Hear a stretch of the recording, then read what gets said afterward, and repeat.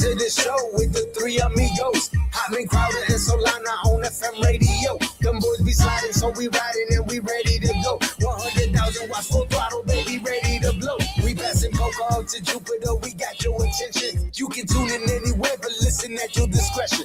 To the legend, Mr. Hochman can't stop him, each other deuce. My brother got his own hot burger at Tucker Deuce. Now I rush more of these sports, spitting the truth. It's Channing Crowder, greatest Dolphin, 2 by 52. Solana one best of Miami, the voice of FIU. We reppin' to Miami, the Heat and the Panthers too. We reppin' for the Marlins, the Dolphins, that's how we do. We reppin' for the Crips, so it's always about the you. Hey Jimmy, please get a Pell on the phone and tell him that it's home. I finally got his name on the song. Can't do it wrong, cause it sounds so sweet. You spit the facts while I keep the crowd on their feet. Football season be the reason that I be bringing this heat. Georgia music representing 104.3. Hey, live from the Play Show, yet not overly ostentatious studios of 104.3 WQAM. It's a Memorial Day edition of Hochman, Crowder, and Solana. Hochman and Crowder out, probably having an avocado toast date. So it's Zach Gelb and Alejandro Solana here with you. You can follow us on the good old cesspool of X, 104.3 WQAM, at Alex M. Solana, and at Zach Gelb, ZACHGELB. And that's where you can find us on Instagram as well, where we're always straight flexing. Website, of course, WQAM.com. The text line, 305-567-0560. Avery Johnson going to join us coming up 25 minutes from now. We will also be joined by Sean Merriman. Do a little lights out dance with him. We'll see what Solana has cooking for us today at 4:25 p.m. Solana, how are you, my friend? I'm good, Gelby. I mean, you're a much better person to just look at than Hochman and Crowder. So I'm looking forward to the next couple hours. Happy Memorial Day.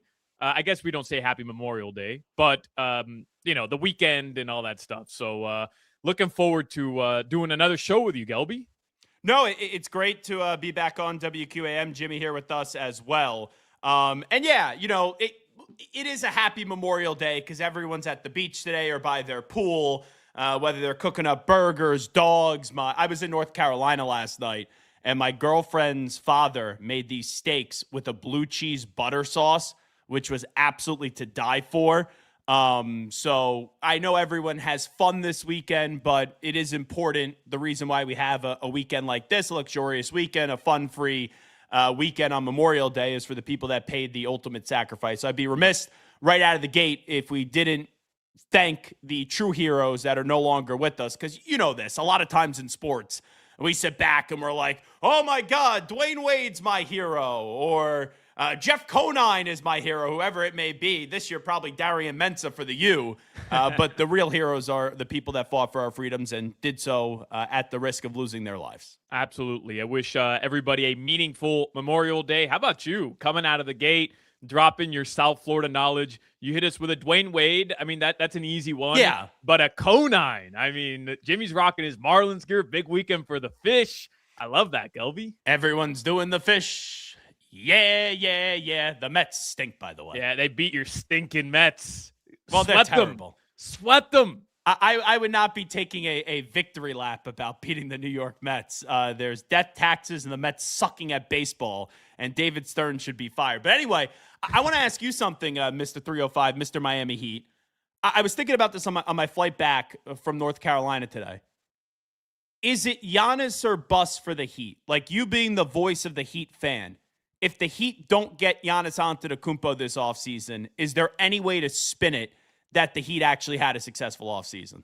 Well, it depends, right? Like, if they're able to, maybe they miss out on Giannis because the Celtics put together a better package, or another team puts together a better package, and the Heat ultimately just don't have the assets to get Giannis Antetokounmpo, but they're able to go out and get a Kawhi Leonard. They're able to go out and maybe get John Morant for a price very different than what you'd be trading for Giannis or for Kawhi. Then I think there's a way to satiate the Heat fan that's just had enough of the running it back era of this franchise. But in my opinion, yes, like this is the offseason where the front office has to figure out any way to go get their guy. It seems like Giannis to the Heat definitely has legs. Everybody's reporting that the Heat are certainly at the top of the list when it comes to destinations that Giannis could end up at. Doesn't mean it's going to happen. We all felt the same way about Damian Lillard. Dame literally said, I want to go to Miami, and it didn't happen. But at the end of the day, like, there has to be a roster shakeup here. And to me, Giannis is that guy. Go get your superstar, go get your whale, and then you'll figure out the pieces however you have to figure it out. But go get your guy. It has that feeling of Giannis or bust right now for the Heat. And Mark Stein had earlier today that the Miami Heat and the Boston Celtics are increasingly perceived to be the potential trade destinations that currently most intrigue Giannis Antetokounmpo. We know the Heat are going to be interested. The big question, though, that could prevent Giannis Antetokounmpo from going to the Miami Heat and living right in South Beach and trying to bring the Heat another championship would be the Boston Celtics, because I have a weird sense with Jaylen Brown. I know this stuff has been rumored the last few years that him and Jason Tatum don't get along, and it always seems like you got to pick one or the other, then they win that championship together. But really, with what Jaylen did when the season ended, when you're a finals MVP, when you win a championship in Boston, you can't be saying, oh yeah, that time I blew a 3-1 lead in the first round of the playoffs was my favorite season ever. So I think that Giannis, obviously the interest is legitimate with Miami and with Boston. If Boston is interested, that's the big question, because then if they offer up Jaylen Brown, there's nothing that he could do to match that. The Jaylen Brown thing is so interesting to me because, Gelb, on one hand, I understand, and remember, you have to think of it and kind of put yourself in the position of a player like Jaylen Brown. This dude is an all-star in the NBA. He's a finals MVP. Like, he's got an ego. Second team All-Pro. I mean, he's a legit all-star NBA champion. He's legit, right? As legit as you can get. He's got an ego. Like, and that's okay. Of course he does, right? At that level, you have to have an ego. And by the way, it's deserved. It's deserved. As much as I don't like Tatum and Brown or anything that has to do with the Boston Celtics, it's deserved. And he'll never be the face of that organization. And that has to sting for a guy as good, as accomplished as Jaylen Brown. So I understand the idea of him saying, I could be the face of an organization. I deserve more respect amongst my peers around the NBA. But I'll say this. Kyrie Irving felt the same way when he was in Cleveland under LeBron James. I know there's more context to that situation, but he felt like it was time to leave LeBron and go and seek greener pastures. And as the saying goes, the grass isn't always greener on the other side. If I'm Jaylen Brown, like, be careful what you wish for. He'd be a dope to leave. Because then you're going to go be a star in Atlanta, or you're going to go be a star in Milwaukee. Or Portland, like somewhere like that where, yes, you'll be the number one guy without question, but you're not going to win jack. This is what I would do if I'm Brad Stevens this offseason. And I would do it this week. I would sit Jaylen Brown down, and they have a good relationship going back to when Brad coached the Celtics, and now he clearly runs the organization. And I would show him two pictures. One picture would be Russell Wilson. The other picture would be Kevin Durant. And the reason why I would show him a picture of Russell Wilson, well, it was the LOB. Oh, it was Pete Carroll. It was more Marshawn Lynch. Russell Wilson was on a trajectory of being a Hall of Fame quarterback. Then he let his ego get in the way. And what has Russell Wilson accomplished ever since leaving the Seattle Seahawks? Absolutely jack. The Durant one, he's not Durant. With that being said, Durant made a controversial decision by going to the Golden State Warriors. He should have just embraced it. He should have just been like LeBron, take on that villain role, and eventually you win so many championships where you could just politely give the middle finger to people, and it would have been through time. Yes, Barkley now has defeated KD, where it's Durant is more of the passenger than the bus driver. But if he would have just stayed in Golden State and keep on just ripping off and pulling off championships and finals MVPs, which he won 2 final MVPs with the Golden State Warriors, eventually we would just all accept it, because we try to put ourselves in these boxes like you need to win a championship a certain way. When you win the championship, and we know it as best in this town, nobody actually cares. Like when the Heat formed together, oh, it was so unfair with the big three, LeBron, Wade, and Bosh. They won 2 championships. Does anyone look back at it and go, those LeBron titles with the Heat were cheapened because of the way that the team was formed? Not at all. Not at all. But, you know, I find it so interesting with that JB stuff because, like, I think back to the Kobe Shaq, how that ended, right? How that ended. And it was obvious, like that organization, it got to a point where those two personalities were just too big for one another to coexist. But I guarantee, and obviously rest in peace, Kobe Bryant, if you go back, I wonder if Kobe, who once Shaq departs, he was the face of that organization, they stunk for like 5 years. But they ended up winning 2 chips. They did down the line. But I wonder, knowing what he knew following the next couple of seasons, how difficult it was, how he was the face of the league, but or the face of that organization, and maybe the face of the league, but he wasn't winning. If he could go back and kind of maybe alter how he viewed that situation with Shaquille O'Neal, because they, at the very least, Gelby, for the next 2 seasons, you saw how great Shaq was when he came to Miami in 04, 05. Like, he was still an MVP caliber player. Should have won the MVP that year. But it would have transitioned to Kobe being the 1 and Shaq being the 2. And just because of shape, Kobe's career would have lasted a whole lot longer than Shaquille O'Neal's. And here's the other part of that conversation. If Kobe would have stayed in LA, and let's say Shaq and Kobe together win 2 more championships, and then Kobe wins another 1 or maybe 2 on his own. Right now, Kobe has 5 championships, and no one ever threw Kobe Bryant in really the Michael Jordan conversation. Michael did, but nobody covering the game actually did. If they would have stayed together and he would have won an extra championship or 2, we may be talking about Kobe as the second greatest player of all time, or maybe even Kobe surpassing Michael, compared to now just being the conversation LeBron or Michael. Which is why I think, again, there's so much more context to the Kobe Shaq thing that doesn't apply to Jason Tatum and Jaylen Brown, because I don't think that, because Brown's not on that caliber. He's not. He's the clear cut too. But I also don't think that those two can't coexist. I don't think it's gotten to a point where Jaylen Brown has like some vitriol towards Jason Tatum. I don't think it's like that. I just think overall he feels like he's constantly slighted because he's the number 2 and he's capable of being the number 1. But when it comes down to it, Jaylen Brown wants to win. He wants to play meaningful basketball. He wants and has the ability to be in the NBA Finals every year in Boston. By leaving that situation because of anger now, he could enter the realm of Kobe Bryant, which is, okay, you're great and you're leading a team, but it's going to take you 3, 4, maybe 5 seasons to get back to that level of competing. And does he really want that? Like, that's something he has to worry about, man. When you start chirping and you start making those comments about the 3-1 series, and you start making the comments about how, you know, he'll get his whenever he wants to get his, no matter what the flow of the offense is. Like, be careful what you wish for, because it could very well lead to you playing 3, 4 seasons as a 7, 8, 9, 10 seed, being the number 1 player somewhere. And it would stink for the Heat if the Celtics do say they'll trade Jaylen Brown for Giannis Antetokounmpo, and there'd have to be other parts of that deal. But if I was Boston, I would get rid of Jaylen Brown to go bring in Giannis. But the initial question was, for the Heat, is it Giannis or bust this offseason? And I think so, because nothing else would really get me excited. Ja Morant, with his off-the-court issues, I don't think bringing him to Miami would really end well. Durant, that ship has sailed. He's still an incredible player, but I don't think the Heat are really close to winning a championship just because you're bringing Kevin Durant. Kawhi, I would rather have him than KD, but then you get into the injury issues. If you go out there and maybe get the Aaron Fox, I think he's a really good player, but I don't think that that's a player that is going to go on a Jimmy Butler run and get the Heat to 2 NBA Finals appearances.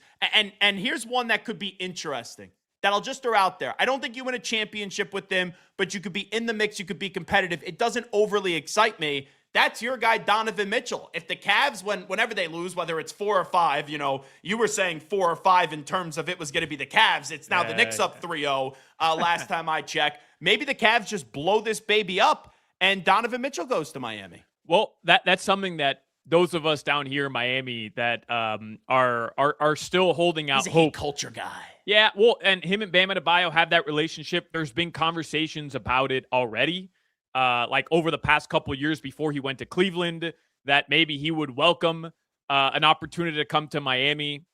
Gelby, I may put Donovan Mitchell for the Heat specifically above Giannis Antetokounmpo. Oh!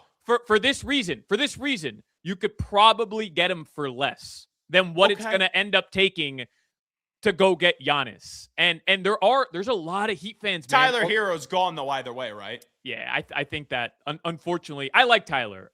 That's a controversial situation in Miami. Like a lot of Heat fans they're just done with him, man. They're just done with him. But it doesn't look like the Heat are going to give Tyler Hero the extension. This will be his last year under contract. In my opinion, it's probably time to move off of Tyler Hero from the standpoint of you're not going to give him the extension. Even if you do or don't get Giannis, that ship has probably sailed already for him to get it here in Miami. It's probably time to move on. But there's a lot of Heat fans, Gelby, just to kind of put a cherry on top of this Giannis conversation, that don't want to mortgage the Heat's future getting a 30-plus-year-old superstar that has had some injury concerns. And I understand that logic, but the way I look at it, you go get the whale. And right now, the whale is Giannis Antetokounmpo. You put him next to Bam, and then you have a season or two to start finding pieces, players on the buyout market that are going to shape how this team is going to play. You go do it, and then you figure it out.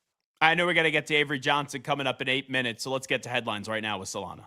Yes, sir. These headlines, they're brought to you by our good friends at Doral Kia. You always pay less with your pricito at Doral Kia. Visit them at Doral Kia or at doralkia.com. I'm going to hit you just with the local headlines. We talked about Los Marlins sweeping Gelb's Mets. It was a walk-off yesterday that was absolutely epic, and they're going to open up a road series starting today. They're up north. They're going to play the Toronto Blue Jays. Tonight's first pitch is at 7:07, and you can listen to the game right here on FM 104.3 WQAM. Inter Miami had a wild victory yesterday, Gelb. 8 goals combined scored in the first half. They end up winning 6-4 against the Philadelphia Union. The big story there, though, I'll get into it a little bit more with you later. The big story was that Leo Messi left the game under his own power, but he called for a substitute straight to the locker room. And he got a fat ankle again? No, they're thinking hamstring injuries. He's had hamstring injuries for the past couple of years. He wasn't limping, though. So, like, it's not confirmed that he pulled anything, but it obviously was noteworthy because this was Inter Miami's final game before the World Cup stoppage. The World Cup is about 20-something days away. That's a huge story. The world's greatest player playing in what's likely to be his final World Cup, potentially having to miss maybe a game or two. We'll see. But that was the big story yesterday after that. And the big story really is Crowder's out today because he's doing a pivot podcast with Messi, and he's going to be massaging the hamstring. Crowder's going to be getting Messi back for the World Cup is what I'm told. As big as the pivot is, trust me, they will never land Lionel Messi. Trust me 100% on that. Barrett Media, if you're listening, Alejandro Solana takes shot at co-host Channing Crowder. Just trashes the pivot. I love the pivot. I love the pivot. You should buy Pivot Energy drink. You should watch the pivot.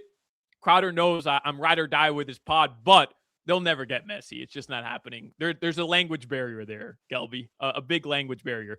Also, Crowder doesn't know who Diego Maradona is, and you kind of need to know who Maradona is in order to interview Leo Messi. I feel like that goes hand in hand. Spaghetti Maradona, right? You get that from time to time. Yeah, I gotcha. Canes baseball, by the way, they're going to head to Gainesville Regional as the 2 seed. They're going to play Florida, Troy, and Ryder later this week. And those are your local headlines. We, of course, have the Cleveland Cavaliers searching to become the first ever team down 0-3 to win a 7-game series. And it's going to happen, Gelb. It's going to happen. Mark my words. It'll happen. That's tonight, 8 o'clock. Your weather in South Florida. Man, you're going to hate me by the end of this show. You're going to hate me. This weather is brought to you by Tornado Roofing and Contracting, helping homeowners stay safe this storm season. Visit tornadoroofing.com for a free roof and window estimate.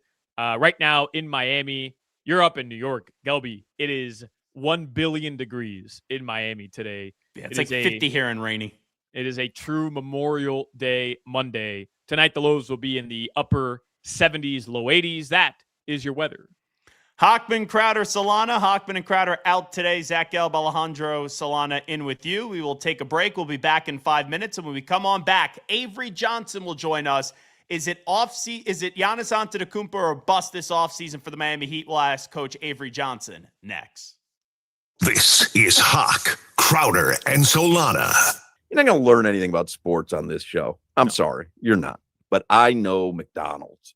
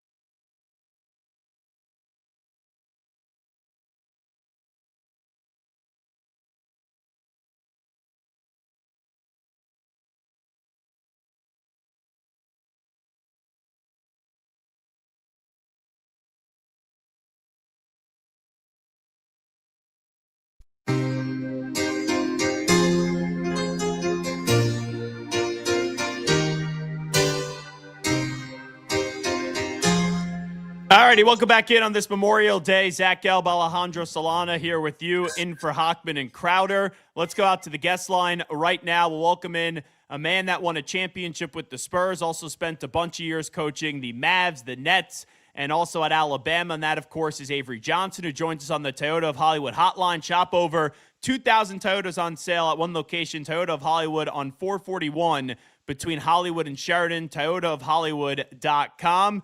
Coach Avery Johnson, now with CBS Sports HQ. Appreciate the time as always. How are you? Hey, how you doing? Doing all right? Yeah, doing fantastic. Appreciate you jumping on board. I got to start you off with this. We opened up the show with it. Giannis Antetokounmpo, we're all waiting for that huge domino to fall while the two other series are going on. But here in Heatland, we are in off-season mode. We feel like it's Giannis or bust this offseason. Do you feel like that's the case for the Miami Heat as well, Coach? Absolutely. When you talk about Miami Heat, they got to make sure that they are in play for Giannis Antetokounmpo because he's the guy that can play with Bam. They need another go-to player, which would make Bam your second best player on your team. Giannis would instantly become the best player. And he would make things easier for the rest of the players, especially if you can retain a Tyler Hero and you don't have to trade Tyler.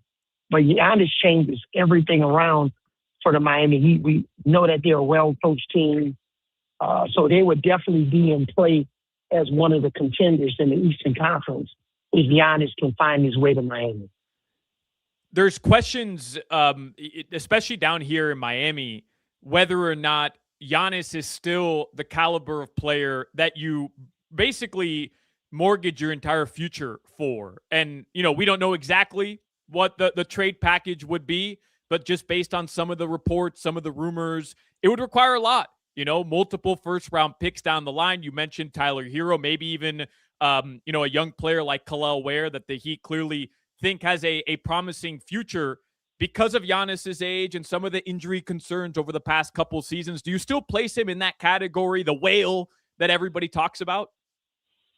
Absolutely, and I think he has about 3 years left to be that whale, to be that go-to guy. Sure, there's been a few injuries, but he's got a lot of great basketball left in him. This guy takes enormous care of his body, similar to LeBron James. He spends a lot of money. You can tell in the off-season. So I think he's got about 3 years, and I think Miami has a 3-year window if they can retain the right pieces in the Giannis trade. I would be good with Khalil Well moving on, but I would try to do my best to keep a guy like Tyler Hero because you need to have shooting around Giannis, and especially if you're going to pair Giannis and Bam Adebayo up on the front line. You being in those locker rooms as a player and then also a coach, a guy like Tyler Hero, he's been in the trade rumor mill for the last 3 or 4 years. When that keeps on happening and you have a younger player like that, what conversations do you have, even though you're not an executive, but what conversations do you have a coach with your player when their name is always in the news and a lot of people have 1 foot in, 1 foot out the door with Tyler Hero in Miami? You know what? That's part of the NBA game. The main thing my messaging would be to him is, what's your daily process? What are you doing to make sure that you're ready to play for next season? What are you doing to stay in shape? Okay? How are you taking care of yourself? Are you watching films from previous seasons? Trying to make sure that you're better on both ends of the floor. So it's all about the daily process. Cannot control rumors, cannot control social media. Because, as a professional, even if you are traded, then you got to be ready to play for your next team. So at the end of the day, if you want to sign another contract, because everybody can't win a championship, you got to make sure that you're ready, taking care of yourself on a daily basis, who you're surrounding yourself with, lifting weights, shooting, fundamentals, footwork, and just making sure you never get out of shape. You mentioned how the Heat are well coached. There is a part of Heat fans down here that believe that maybe the game has passed Pat Riley by in terms of him being an executive and how the league has changed in talent acquisition. And I just wonder, I mean, you went toe to toe with Pat Riley on the opposite sidelines in 2006, and you've been around the game for a long time. Is there any part of how the game has changed that you think maybe the Miami Heat under Pat Riley and his direction maybe just doesn't work anymore? Or are you of the belief, like I think the majority of Heat fans are, that it's still Pat Riley, and he can still get it done when it comes to, making that big trade or putting together a championship roster? Pat Riley as a coach, obviously he's not my favorite because of what happened in 2006. We often joke about that when we see each other, but tremendous amount of respect for the career that Pat Riley's had. I do think, when you look at guys like a Nick Saban, Pat Riley, there is a thing where you just don't want to stay too long. Maybe it is time at some point. It's probably not today or this year, but I know there's a time coming soon that Pat Riley will pass the reins on to the next person. And I think he's smart enough to know when that time is come. I don't think it's today. I don't think it's tomorrow, but I think it's coming soon. And if anybody recognizes it when it's time to get out of that chair, it's going to be Pat Riley. So right now, I think Heat fans, they should trust his judgment in trying to really rebuild his team and get it back to a championship level. Because if anybody can do it, it would be Pat Riley. I feel bad even bringing up 2006, Avery. I apologize. Just get to it if you're going to bring it up to him. Let's go. He's dealt with this before. But down in Miami, that was a big moment. Obviously, is that still one that irks you? That 2006 series? I would imagine it does. Dwayne Wade getting to the foul line just a little bit, Coach, just a little bit. It's not just 2006. It's 1995 when we were 62-20 with the best record in the NBA, and we lost to the Houston Rockets in the Western Conference Finals, and we knew the winner of that series was going to beat the Orlando Magic. So you always, it's not just 99 winning the championship. You remember those moments, when you didn't play as well, or 2006 when we had the series we thought in hand going down to Miami and things changed drastically. So as a player or a coach, you not only remember the successes, but you remember the times that you come up short, and probably the times that you come up short a little bit more. I remember when I got cut on Christmas Eve in 1990. So I remember that time. And I also remember the celebration. So it's a combination of all of them. Avery Johnson here with us from CBS Sports HQ. So a way that I think that Giannis Antetokounmpo wouldn't be traded to Miami is if the Celtics do get involved. I'm just curious, Coach, if you were running the Celtics, would you be up for parting ways with Jaylen Brown with some of the rumors there and going and getting Giannis to Boston with Jason Tatum? Absolutely not. I think Tatum and Brown needs to stay together for the next 5 to 7 years. You're going to have some ups and downs, some disappointments. I think you built that roster around those guys before with the Porzingas and the Drew Holidays of the world. You can do it again. I'm not giving up on a 27 and a 28-year-old. Okay, that's proven together that they can win together when both of them are healthy. So that's absolute blasphemy. I personally, I would not want to make that trade because you have a proven commodity. Let's make sure that Tatum can get back healthy again. They'll rebuild that roster around those guys. And you're always going to be, one of the top 2, 3, 4 teams in the Eastern Conference for the next 5 or 7 years if you have those guys and if they're healthy. Are you enjoying watching Victor Wembanyama in the entire playoff run, but specifically this series? Like what he did last night was just unbelievable. His numbers have been unbelievable. It seems like we're watching the next, maybe player that's going to be in that conversation for the greatest of all time. Are you witnessing it the same way I am? Yeah, I am witnessing it. This young man is absolutely sensational, and he's a sensational person. He wants to be coached. He's a great teammate. He reminds me of Tim Duncan. That's the same temperament in a lot of ways. And he's with a franchise that has a terrific culture. But this young man, his talents, pass, dribble, and shoot, play inside, play outside, defend all 5 positions. Defensive player of the year. in the conversation now for MVP. This guy stays healthy. We in the next 5, 10, 15 years, who knows what we're going to be saying about him at that point. And he's a kid that you root for. He's very engaging. He loves the San Antonio community. He knows he's a global icon. And I'm just thrilled, that this series is 2-2. It's the best out of 3 right now. And we'll see. I'm obviously cheering for the Spurs. Got a tremendous amount of respect for Sam Presti, Clay Bennett, owner and president of OKC, who all came from the Spurs organization. Last thing for me, Coach Avery Johnson, when you get to the Knicks, they're up 3-0.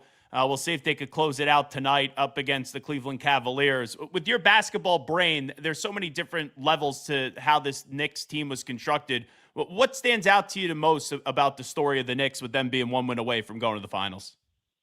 Just the efficiency of the Knicks, the entire team, not just Jalen Brunson. Landry Shamet coming off the bench. Bridges has found himself. Obviously, OG Anunoby is terrific. Karl Anthony Towns running that 0.5 Mike Brown offense, kind of a spread offense. And then when they need Jalen to isolate Neil Hunt, the bad defender, they can go back to the way they used to play. So I just love the way they've transcended their offense. They're playing hard-nosed defense. And, they're playing physical basketball without fouling. And they're real focused right now. They hired Mike Brown to go to the finals. Everybody said it's finals or bust. Well, right now it's looking like finals. I don't know what's going to happen tonight. It's very, very disappointed with the analytical Cleveland Cavaliers right now. So we'll see what happens. But I really appreciate you guys having me on. And hopefully we can talk again during the finals. You got it, Coach. I'm assuming you didn't like that analytical answer by Kenny Atkinson? No, I don't think that was his best moment. You got it. Hey, Avery, always appreciate the time. Thanks so much. Have a great rest of your Monday. Thanks. There you go. Avery Johnson joining us right here on WQAM. There's something there that I want to react to. I'll get to it on the other side. Plus, Solana, I have an issue with you when it comes to food. I know not the first time, definitely won't be the last when I'm here or when Hochman or Crowder are here. I think I'll have time to get to it in the next segment, but we'll have to see. We'll be back in 5 minutes. It's Hochman, Crowder, and Solana. Zach Gelb in for Hochman and Crowder. And by the way, let me just say one more time, that was Avery Johnson who joined us on the Toyota of Hollywood hotline. Shop over 2,000 Toyotas on sale at one location, Toyota of Hollywood, on 441 between Hollywood and Sheridan, toyotaofhollywood.com. You're listening to the Hawk, Crowder, and Solana Show. I'm not a football guy, you know that, but I read Bill Walsh's book. Do you remember? You know the book? I can't read, Coach.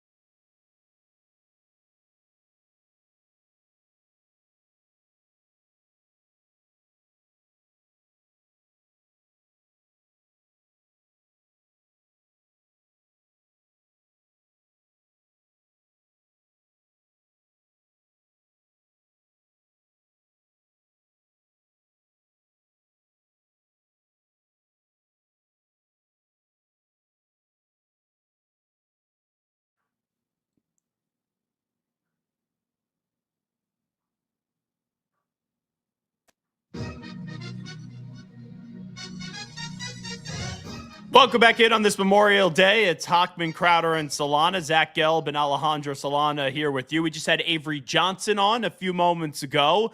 I will get to a food critique that I have from one Alejandro Solana that I have to make towards his way. But first, I thought the interesting thing there from Coach Avery Johnson was two things. One, saying it would be blasphemous for the Boston Celtics to trade Jaylen Brown for Giannis Antetokounmpo in that deal, which you'd have to give up Jaylen in order to get back Giannis Antetokounmpo. But how about the topic when the Heat came up into it? I don't see how they could keep Tyler Hero and also get Giannis. They just don't have enough unless if this market is just not going to be as robust as what one would think. But still, even with it not being that robust, I would still have to imagine the Heat would have to give up Tyler Hero. I mean, if they don't, Gelb, then the market is Pat Riley's back. Yeah, I mean the back. market for Giannis would be wildly different than what anybody expects. But here's the thing: the only scenario where I could see that happening is if the Bucks say, "Look, we don't want to bring in players that we have to give contract extensions to, so we just want your picks." We want Khalil Ware. We want all the young players. You keep Thunder. Tyler. You figure it out what you want to do. But in that situation, there are so many other teams that would be able to offer way more picks, way more draft capital than the Heat. Like, it just doesn't make sense to me that they'd be able to get that trade done without Tyler. And Tyler is a nice player. He's a good player. I would personally drive him to the airport and then fly to Milwaukee with him, and then get off the plane at Milwaukee and drive him to Carnivore Steakhouse in Milwaukee. Very good restaurant, by the way. And hook him up with my guy Omar over there in order to get Giannis Antetokounmpo to the Miami Heat. You've got a guy at a steakhouse in Milwaukee? Well, you actually don't know the Zach Gelb history with Giannis Antetokounmpo. When I was doing the show for the network CBS Sports Radio, we were on in Milwaukee. So, just how I was like on in Miami, and that's how we kind of created our connection. So there was a Bogdanovich, I forget which one, that the Bucks were trying to sign. Yeah. And it came out that maybe the Bucks were tampering, and I went on a Gelb rant. If volume 10 is what you think of me, I was at a 20, just slamming that spineless commissioner, Adam Silver, with all the selective tampering. Well, at the time, the president of the Milwaukee Bucks, Peter Fagan, was listening, and he got in contact with me and basically said, we've never had a national guy really support the Milwaukee team. So they invited me out to a game. I was told the steakhouse to go to is Carnivore. I went to go make a reservation. They said they don't have any. So I was on the air trying to use the power of the radio show. And the owner of Carnivore was listening, Omar, who's tremendous, heard it right away, got me and my brother-in-law in all those years ago. And they hooked it up. They put my name on a knife. They put my name on a menu. I was VIP in Milwaukee. Sometimes it pays, right? To be a gas bag on the radio. It really does. Hey, I'll sell myself to the devil, obviously. Like, who are we kidding? For a free steak? I mean, are you kidding me? You want me to shake my pom-poms and move my fanny a little bit for a free steak, some spotted cow, and a free trip to Milwaukee to go watch the Milwaukee Bucks? Sign me up. I've been trying to get a hookup at Carbone here in Miami for years on the radio. I mean, it hasn't worked yet, but if you're listening, owner of Carbone, hit me up. Gelby and I will be there in a heartbeat. Well, I could actually help you out on that front, too. I have a friend that is very big in the restaurant business down there in Miami. So if you need a reservation for Carbone, let me know. How the hell does Zach Gelb have more connects in Miami than I do? Unbelievable. You know what? You're big time, Gelb. That's why they're bringing me aboard into the mix here on WQAM. I have a big issue, though, with you. Yeah. Huge issue. Mm-hmm. So I was in North Carolina, Oak Island, North Carolina, which is about 45-minute drive from Wilmington. And yesterday in the morning, I was on the beach all day on Saturday. So Sunday, there was this lighthouse tour. Girlfriend and I, we go do the lighthouse tour in the morning. At 11 a.m., you climb up the lighthouse, you see the whole view of the area, then you climb back down. So we get back down, it's like 12:15, 12:30. Haven't put anything in the stomach yet. All right, if you could believe that, 12:15, 12:30 p.m., Zach Gelb, who is not an emaciated fellow, is a gargantuan man, hasn't put anything in the tummy yet. So I text Solana, because I know there's a Publix in town. Mm-hmm. And I go, what do I get from Publix? Like, what's your pub sub order? And it took a while for me to hear back from you. And by the time, I don't want to go to Publix unprepared, get the wrong pub sub, and then I'm just going to get ripped to shreds when I'm filling in to this show. Right. You got back to me so much later, and you eventually gave me the order. But here I am with all your food problems and how many times you drop the ball on this show and you just get ridiculed with your awful, disgusting, rancid food takes. I am relying to you. I am letting you go from like the third or fourth guy to the number one guy that hits the big shot. You could have had your Mario Chalmers moment, for crying out loud. That's what I was looking for out of you, and you took too long. So the next thing I know, my girlfriend's mother made me a very delicious, if I may add, buffalo chicken sandwich with some cheese, put some spicy mustard on it. I think there was some salami on it as well. It was like a garbage sandwich, just kind of chuck everything in there the last day when everyone was down on Oak Island. But I was looking for you to just hit the one shot, called you off the bench, and I was Bueller, Solana. You never showed up for me. Well, first of all, I mean, pick up the phone, Gelb. Call me, all right? I wasn't checking my texts at the time. I was doing a little beach action. Pick up the phone, call me. I mean, no big deal. You could have called me. I would have given you the order right away. And by the way, shame on you. This is not me. Don't deflect. Shame on you for not knowing what the right pub sub order is. At this point, what are you, 31 years old? You're 31 and you've never had the chicken tender Publix sub? That's on you, bro. That's not on me. Well, I knew that there was something chicken tenders like in the sandwich. So I knew it was chicken tender-ish. And I was stalling. And eventually we had to go to the beach and go eat whatever sandwiches they had. But I knew it was chicken tender sandwich-ish. But I didn't know exactly what else was on the sandwich. So I didn't want to walk in there like a dope, go to the great Publix, and then be unprepared. Yeah, that's not me. I'm not like Crowder, who just shows up for the show 2 minutes before or is 5 minutes late coming back from the break and is unprepared. No, I didn't want to do that. I wanted to do this the right way. Understood. I can respect that. Next time you're near a Publix, I'll get you set up, right? Jimmy, this is what we got to do for Gelb. I get you Carbone, you get me Publix. And I'd rather have a chicken tender pub sub any day of the week over any fancy schmancy restaurant. That is, without a doubt, a rite of passage for any person coming to South Florida. So what's on it outside of the chicken tenders? Like give me the full order here. Chicken tender sub, and you go with cheese. Depends on what type of cheese. I always cheese go on a chicken tender. I always go provolone, of course. I mean, chicken tender with cheese. What's better than that? I always go provolone cheese. I do a little lettuce, a little tomato. I go banana peppers because I'm a banana peppers kind of guy. Spicy. I'll go a little black olives as well. Oh, I hate olives. And then it just depends on like what type of sauce you like. I typically go buffalo, but here's the thing, Gelb. See, true OG pub sub people know this. They actually have the chicken tenders out already. That you can just buy separately. So you go find the fresh ones, you take it to the counter, and then you have them actually mix the chicken tenders, the fresh ones, in a bag with the sauce. They shake it up, and then they put it on the sub so that the sauce to chicken tender ratio is like perfectly even. You're not just getting a little drizzle of the sauce right on top. Like, there's a science to this stuff, man. Kind of like when you go to Chipotle, and if you want double steak or double chicken, you at first ask, I'll just take one scoop of chicken. Correct. They give you an appropriate scoop. And then you go, actually, I'll double that, because then you're watching the individual scoop. You know that they're not going to cheap out on you at Chipotle. Okay, Gelby, you know ball. You know ball at Chipotle. Of course. I used to be 90 pounds heavier. I used to be one fat slob, out of shape, disgusting, unattractive human being with a big belly. I'd walk around the city. If my beard was a little bit gray, kids would call me Santa Claus,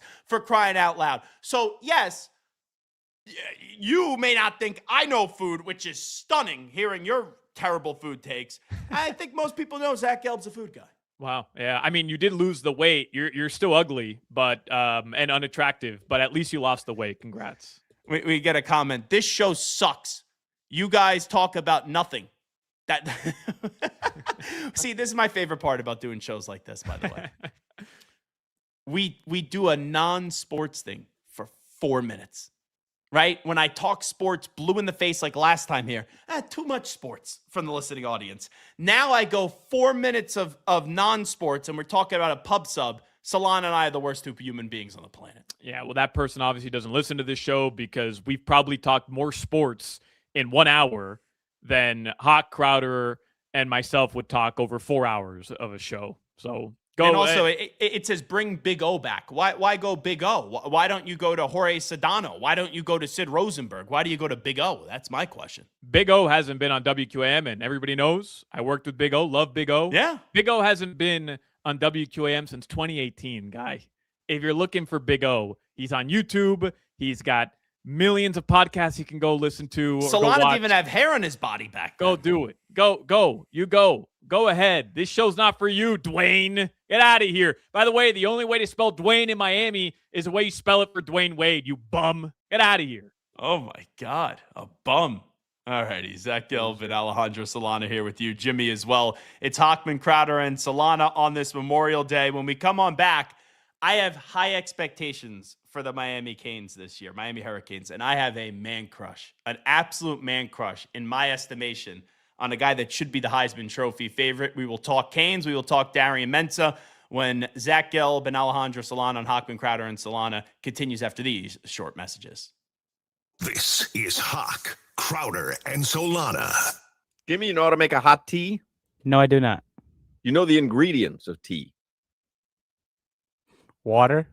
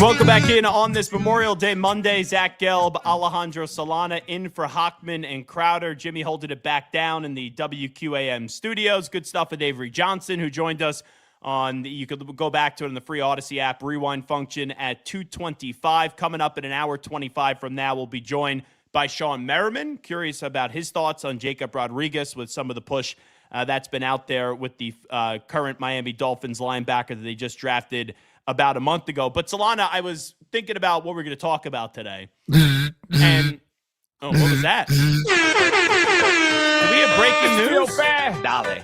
Dale. God bless. Dale. Thank you, Jimmy. Do we You're have welcome. breaking news? Thank you, Gelby. It's 305, bro. It's 305. Ah! Dade County, 305. Do you guys do that every day? Every day, it's sponsored by Miami Lakes Chevrolet, where you walk in as a customer and drive out as a family. Gelby, happy 305. I love that.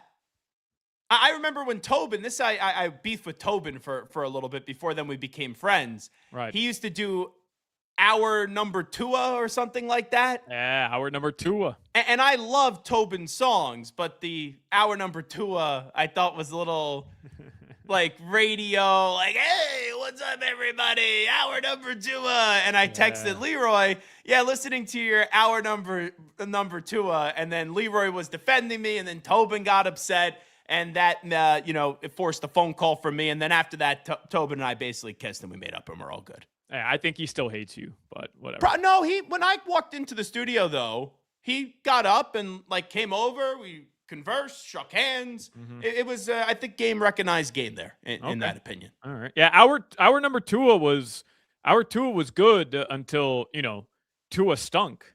And then they had to, I'm pretty sure last year, Tobin just had to ban our number 2. He said, we're not doing it anymore. We can't do it anymore. Tua is no longer, the guy everybody was hoping he'd be. So yeah, no more our number 2. So I was really excited what I was saying for the Cane season. And I know that it was just 100 days away from the college football season, a few days ago. So we're closing in on that, and the Canes play earlier this year. I look at the schedule, though. With a better quarterback now that they have. Carson Beck was good last year. He costed the national championship, but Darian Mensah was a stud at Tulane, was a stud at Duke. Now he goes to the Canes, and you have him with Tony and with Fletcher, and you look at the schedule, there's 1.5 games on this schedule. Yeah. Stanford, Florida A&M, Wake Forest, Central Michigan. The half game is Clemson, just in terms of brand, but Dabo had a miserable season last year. Florida State, Norvell's about to get fired. Pitt's always scrappy. UNC, we'll see if Jordan Hudson lets Bill Belichick on the sidelines for that one. And then you got the big one, which is at Notre Dame, with all the hoopla with those two teams going back to next year. Then after that, Duke, Virginia Tech, and Boston College. If the Canes don't have 11 wins bare minimum this year in the regular season, massive disappointment this year. Yeah, I mean, I would agree with you in theory. After the title run, you beat Ohio State, you beat Ole Miss, you went to Texas A&M, and you won at College Station.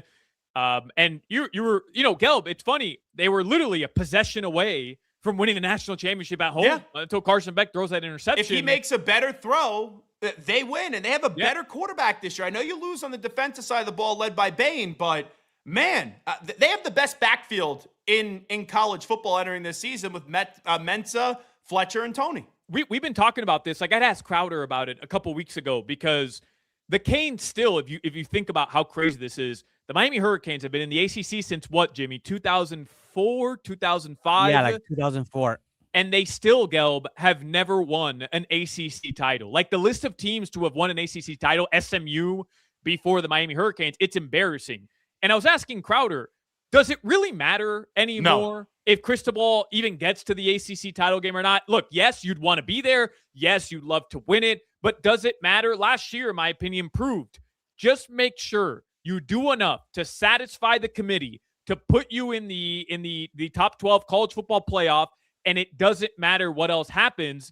And when you're saying 11 wins or it's a massive disappointment. In theory, I agree with you, but the Canes have always, since they got to the ACC, have always had an issue beating those like mediocre ACC teams. Pitt has been one of them. You mentioned it in that 2018 season when Miami was, remember they beat Notre Dame at home. They were a top 3 team. I think they ended up being second in the nation. They ended up losing to Pitt the final game of the season on the road. And it was just a bad loss. Like they were the better team. It was just a bad loss. Last year, they lose to Louisville at home. They lose in overtime at SMU on the road. The year before, it was blowing a 21-0 lead to Syracuse on the road, the final game of the season. They lost to Georgia Tech that year also. Like, they always lose to one of those or two of those mediocre ACC teams. And we'll see, like, if they don't this year, if they've got the 11 wins, then it arguably could be the best regular season that Miami has had since entering the ACC. Well, here's the thing. I would say the Canes are 1. I would say SMU is 2. Louisville is 3. This is how easy peasy this schedule is. You talk about the 2 losses last year, SMU and Louisville. You don't play them unless you're in the ACC championship game this year. Right. And I personally would not be jumping for joy if they just win the ACC this year. I can understand why some would. But when you have the season the way that you just had and now you have a better quarterback, you got to go win the national championship. But it still could mean something technically if they win the ACC. Because remember last year, Miami got in over Notre Dame. This year, as you know, staying in the 12-team format, and I think it's inevitable that this is going to go to 24, and that's a topic for another day. Notre Dame has top 12 protection. So if they finish in the top 12, they're automatically in. So let's just say Miami loses in the ACC championship game.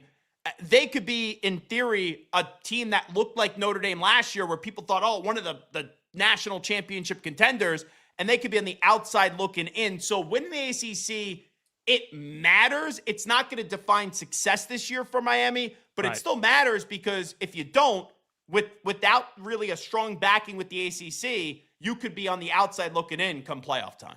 And the fact that after Notre Dame, they end the season. Duke, Virginia Tech, Boston College, those 3 teams, I'm not expecting them to be great, but they're all at home, which is huge for the Canes because they can avoid the late season loss on the road at Pitt, the late season loss on the road to Georgia Tech, the late season loss last year to SMU as well. Like, they can avoid that, take care of business at home. And if you beat Clemson on the road, I'm with you. That team, who knows, but it's still Clemson on the road. You take care of FSU rivalry game, and you can beat UNC. Like, the only game really there that is going to be difficult is going to be Notre Dame. Like, that's the one that everybody's going to have circled on their calendars. And I don't think it's a stretch to say right now in college football, where all of college football has turned into Big Ten this, SEC that, Big Ten, SEC. The 2 best teams you could argue heading into the college football season are Notre Dame and Miami. You could at least argue it. If you had to pick one team from the Big Ten, I would go Ohio State. If you had to pick one team from the SEC, I know people are going to throw Texas down your throat. I would still say it's Georgia because until someone dethrones Georgia in the SEC, they're kind of like the Kansas City Chiefs to me, but then the Chiefs did go down in the AFC West this year.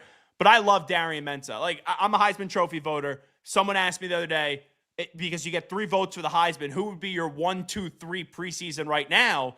And everyone's going to tell you Arch Manning, Arch Manning, Arch Manning. I understand why, but CJ Carr is the favorite in terms of the betting odds with Arch Manning. I would give you some order of 1, 2, and 3 of CJ Carr, Darian Mensah, and then I would also go Gunnar Stockton because you saw Stetson Bennett at the end in Georgia get a Heisman Trophy invite. Probably happens with Gunnar Stockton too. But the blueprint has been set. Like, if you're a Heisman Trophy voter, right? You are, and you're just looking before the season starts at the best types of situations for transfers. The blueprint's been set in Miami. Yep. You know Cristobal's recruited well. You know they've got a stacked roster outside of the quarterback, and they've pretty much shown you the last 2 seasons. They're going to go into the portal. They're going to pay a bleep ton of money, and they're going to go get one of the best quarterbacks available. It's worked out for them the last 2 years. And I know Carson Beck wasn't a Heisman finalist last season, but Cam Ward was. Like, they've shown you that and this is Beck a path to restored his success. career. He restored his career, Yeah. at least in college, because he was rejected by Georgia at the end. And you saw the old Carson Beck pop up on that final drive in the national championship game. But overall, Carson Beck, who is not as good as Darian Mensah in terms of the time of transferring, if this was Darian Mensah, like right now, if we could put Carson Beck in there right now, I'd rather have Darian Mensah over Carson Beck. So I look at this season for the Canes, and here's the other part too. For a long time, we used to joke, is the U back, right? Is the U back? With the season that they had last year, I'm sure there's a contingent of the fan base that is waiting for the other shoe to drop and goes, oh, they're going to be complacent. I understand those questions, but you walk into this season giving Mario Cristobal, giving Miami the benefit of the doubt. And if they're not in the college football playoff this year, something horribly has gone wrong with the Canes, because the ACC, SMU's good with Jennings and Rhett Lashley. Louisville's always scrappy and going to be scrappy with Jeff Brom. He was scrappy when he was the head football coach at Purdue. There is not this number 2 or number 3 in the ACC where you're shaking in your boots, even with it being known that last year Miami lost to 2 teams. In the regular season, that was unfortunately Louisville and then also SMU. You know what's funny, and I'm going to hate that I'm using this argument right now, Gel, because it could come back to bite me when we're talking about the Knicks in a few minutes. Yeah, but similar. But the way everybody says it's good when the Knicks are winning and it's good when the Knicks are competing, I think last year it was a reminder of how much fun it is nationally when the Miami Hurricanes are not only relevant, but they're going up against some of the top teams and they're in the conversation for the national title, because people love to hate the U. And you were reminded of that a little bit last year. I know there was other elements too. Fernando Mendoza in Indiana, that was everybody's sweetheart. Everybody wanted them to win. They were the favorite. Fernando Mendoza coming home, all that stuff. But people love to hate the Miami Hurricanes. And that team last year, it had a little bit of that swagger to it. It had that flair that people used to love about the Hurricanes. Could you imagine we see towards the end of the season, Miami plays Notre Dame? Could you then imagine that's the national championship game with all that happened last year? Then you fast forward a year later and it's Miami up against Notre Dame, and you end up having Catholics versus convicts in the national championship game. Sign me up for that. And then the SEC folks would be losing their mind. The Big Ten folks would be losing their mind, because that's what this is now. It's a game of tug of war between the Big Ten and the SEC. And then it's like, oh yeah, you have the Big 12 and the ACC playing a game of tug of war. Could you imagine if we had an independent who has affiliation with the ACC and then an ACC team in the national championship game playing for it all? But this is the way it should be. Like, the idea that that the Gators are too scared to play the Hurricanes every single year. The idea that Miami, Notre Dame, Summerall. Yeah, but like this is the way it should be. Like, make the best teams play each other. Make the rivals play each other. Miami, Notre Dame, that should be every year. Miami, FSU, it is every year. Miami, Florida, it should be every year. Like, give me that. Give me, and that's why, the SEC, at the very least, I'm not an SEC guy, and I love to hate on the SEC because I just think SEC fans are annoying. Like, why are you chanting SEC when your school lost, but they're in the national title game? Because it just matters more. Yeah. Get out of here with that. At the very least, like, Alabama is going to play Georgia every year. Alabama is going to play the top schools Tennessee, every single year. And yes, they're going to have their cupcakes, but every team does. Miami's going to play FAMU. They're going to play Bethune-Cookman. They're going to play the USFs of the world. But give me Miami playing their biggest rivals. Hey, USF was no cupcake to Florida last year, though. Yeah, but it's Florida. I mean, Florida's trash. Give me Miami playing their biggest rivals every single season. I can't wait for this year of college football because there's so much unknown, and I don't love the idea of going to 24 teams. I absolutely despise it. But really, yeah, I'm done yelling about it because I know it's not going to happen. Maybe for 2 college football playoffs from now, maybe it takes a while because the Big Ten, even though it doesn't really matter, they've secured the support of the ACC and the Big 12. And they're kind of rallying together to kind of stick it to Sankey. And I saw that Tony Petitti said it's either we stay at 12 or we go to 24. And the SEC wants to go to 16. And the more and more money that's on the line, the SEC will eventually follow the dollars and get more teams in for them and the Big Ten. and this thing will go to 24. But we'll all adjust and adapt, but you take away a lot from the regular season when you put 24 teams in the college football playoff. Like, no one wants to see the 18th or 19th or the 20th or the 21st team go get their season extended. Unless you're an Adam Silver guy and it's, hey, let's play an 82-game regular season and then reward the 9th and the 10th seed when there's no need to really do that. It's not about being an Adam Silver guy, though, Gelby. The reality is, and I get what you're coming from, because there's no Miami Heat in college football where you have Jimmy Butler and you go on some run, maybe for one win, but you're not going to a national championship game. It's Give me Tulane, baby. Give me Tulane in the college football playoff every year. But I understand what you're saying, because it doesn't work that way. But when it comes to revenue, I mean, it's a no-brainer. And that's how these companies, that's how all these...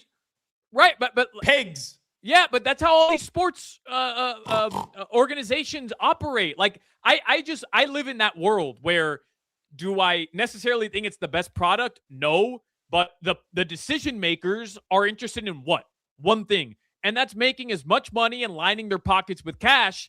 And a college football playoff is entertaining. It matters. People are going to tune in. More people are going to tune in. And it's a no-brainer from the money standpoint. Again, I'm not telling you I'm for it from that perspective, but the people who are the decision makers only care about that, making money, and that's the best way to make money. So it's going to happen, Gelby. Get on board or get the hell off the bus, baby. It's happening. It's coming. Let's go to headlines. Yeah. They're sponsored by Doral Kia. You always pay less with your price. Those awkward pauses always get me. They always get me. At Doral Kia, visit us at Doral Kia or at DoralKia.com. I've laid off the pauses for you today. I don't know if you've noticed. Thank you. That's the nicest thing you've ever done for me. Yeah. Usually you're a little bit of a jackass to me, if we're being honest. Yeah, I mean, once we talk about the Knicks, I'll be annoyed with you, and then I'll just sit out a whole segment probably. This just came across it's not really a headline, but it just came across my timeline. The Savannah Bananas sold out Neyland Stadium. That's where the Tennessee Volunteers play. 101,000 seat stadium. Savannah Bananas filled that mother bleeper up. Are you in on the Savannah Bananas? Like, do you get this whole thing?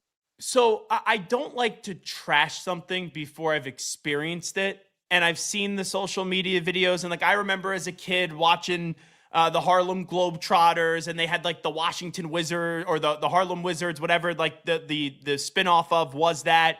And it was fun when I was in when I was 8 or 9 years old, and you would go and there would be all those people there. I just don't think Savannah Bananas is marketed towards me and is directed towards me. I love baseball. It is tough though to go to a baseball game.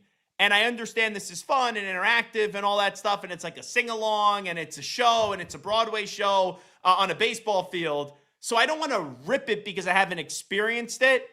But I am not dying. Like, I'm not saying I need to go watch the Savannah Bananas. And I know it's very popular. That's where you and I differ. I have absolutely no problem ripping something for whatever reason I see fit. I've witnessed the Savannah Bananas. I watched them in Savannah because my fiance lived there for a little bit when she was doing nursing, and it was fun. Like, but there was also 8,000 people in the stadium that I watched them at. The idea that you're sitting row 150 at Neyland Stadium, you can't even see the field. Remember, they're playing baseball. It's not football. You can barely see the diamond, and you're just watching a bunch of dudes do TikTok dances 8,000 feet on the above the stadium. Makes zero sense to me. Like, it's kind of like, and it's not to the same magnitude, the event, but whenever you go to the NCAA tournament and the Final Four and it's in a football stadium, the players look like ants if you're in the 500 section. Last year, or two Final Fours ago, I was a speaker at one of the coaching conventions and I was the MC, so they gave me tickets, and they were like 200 level tickets dead in the middle. And it's still tough to see when you're in a football stadium watching that stuff. So 100,000 people watching a baseball game, hey, God bless them. It means it's working. But I can't. If you're in the upper deck, how are you enjoying yourself? Unless you're a little drunky, you have a little edible or something like that, then anything will look good that high up. Yeah, but I don't know how many kids are taking edibles. You know, like this is the literally parents, obviously. This is literally just like an event for kids. Which, by the way, like, I think it's cool the Savannah Bananas don't raise prices. Like, they do it the right way. I'm not hating on exactly what they're doing. I'm hating on the idea of going to watch a bunch of dudes do TikTok dances and you're sitting as one of 100,000 people in this stadium. I love those videos every year of people who go to the Final Four. They pay $3,000 for their ticket and they literally cannot see the court. I mean, they're sitting on another seat. I gotta get the best angle. Your local headlines: Los Modelings, after an exciting weekend, swept the stinking Mets. They're going to open up a road series. They'll be out on the road the entire week. They're in Toronto. They'll play the Blue Jays. I'd mentioned Canes baseball. They're going to play in the Gainesville Regionals, a 2-seed. And yes, you have Game 4, the Knicks and the Cavaliers tonight. Hey, how about the Spurs evening up that series yesterday? Bam Adebayo scored more in a single game than the Oklahoma City Thunder scored yesterday. At least it felt that way anyways. Pretty crazy to witness what's happening in that series. I want it all. Give me a 7-game series. In the West, the Cavs stink, so the Knicks are probably going to wrap it up tonight or in Game 5 on, what's today? Monday, so on Wednesday. Where's your confidence level that the Spurs will actually win that series? With it being 2-2, I still think the Thunder are the better team. I went into the series saying I think the Thunder win this series in 7, but I would like the Spurs to go to the finals because the more Victor Wembanyama, the better for the NBA, and he's the most entertaining player to watch, not only in basketball, but probably all of sports right now. Man, he's probably the best player in the NBA, Gelby. Like, I don't know if there's much of an argument anymore. Yes, SGA is great. Yes, he plays on the best team. Yes, he's the reigning Finals MVP. But I don't know. MVP award winner. Right. Yeah. I don't know if there's an argument to be made. Wemby is the best player in the NBA, right? Like, we're watching it. And the idea that he didn't win the MVP, considering you're seeing the plus minus numbers, the on off numbers when he's on the court compared to when he's off the floor, they're stupid. Like, the Spurs are so much better when he's on the floor compared to when he's off. He's clearly, when you break it down to what it means to be the most valuable player to your team, he's clearly the most valuable player to his organization, to his team, to his franchise. I love watching this dude, man. I love it. If you had to spend money to watch an athlete, like baseball would be Ohtani, the NBA would be Victor Wembanyama, hockey would be McDavid. I know people will say Kachuk. We just got to throw that in there. McDavid, you're talking about the guy who can't get past the Florida Panthers, right? It would still be him, though. NFL, you're saying either Mahomes or Josh Allen, maybe Malik Willis. College football right now would be Arch Manning. Soccer, I would still want to see Messi play. But and if I'm spending money right now, I don't know how you're not spending on Wembanyama to go see him play. And it's a little unfair because no sport allows one player to impact the game the way basketball does. Yeah. Right? Like, as great as McDavid is, he's only playing X amount of minutes. There's shift changes. Like, he doesn't take over the game. You get him 20 minutes a game, 18 minutes a game. Ohtani, you get 4 at-bats, but then he could also pitch 6 innings. Right. Yeah, basketball's a little different, but yeah, it's Wemby. Messi's there until he takes himself out of the game, right? Man, Argentina fans are effing scared, man. They're like, yesterday when Messi calls for a sub. Okay, so you should put the MLS over his country, right? Oh, right. Get out of here. How about my boy Suarez scoring a hattie? Yeah. Really locked in, let me tell you. Definitely locked in on that one.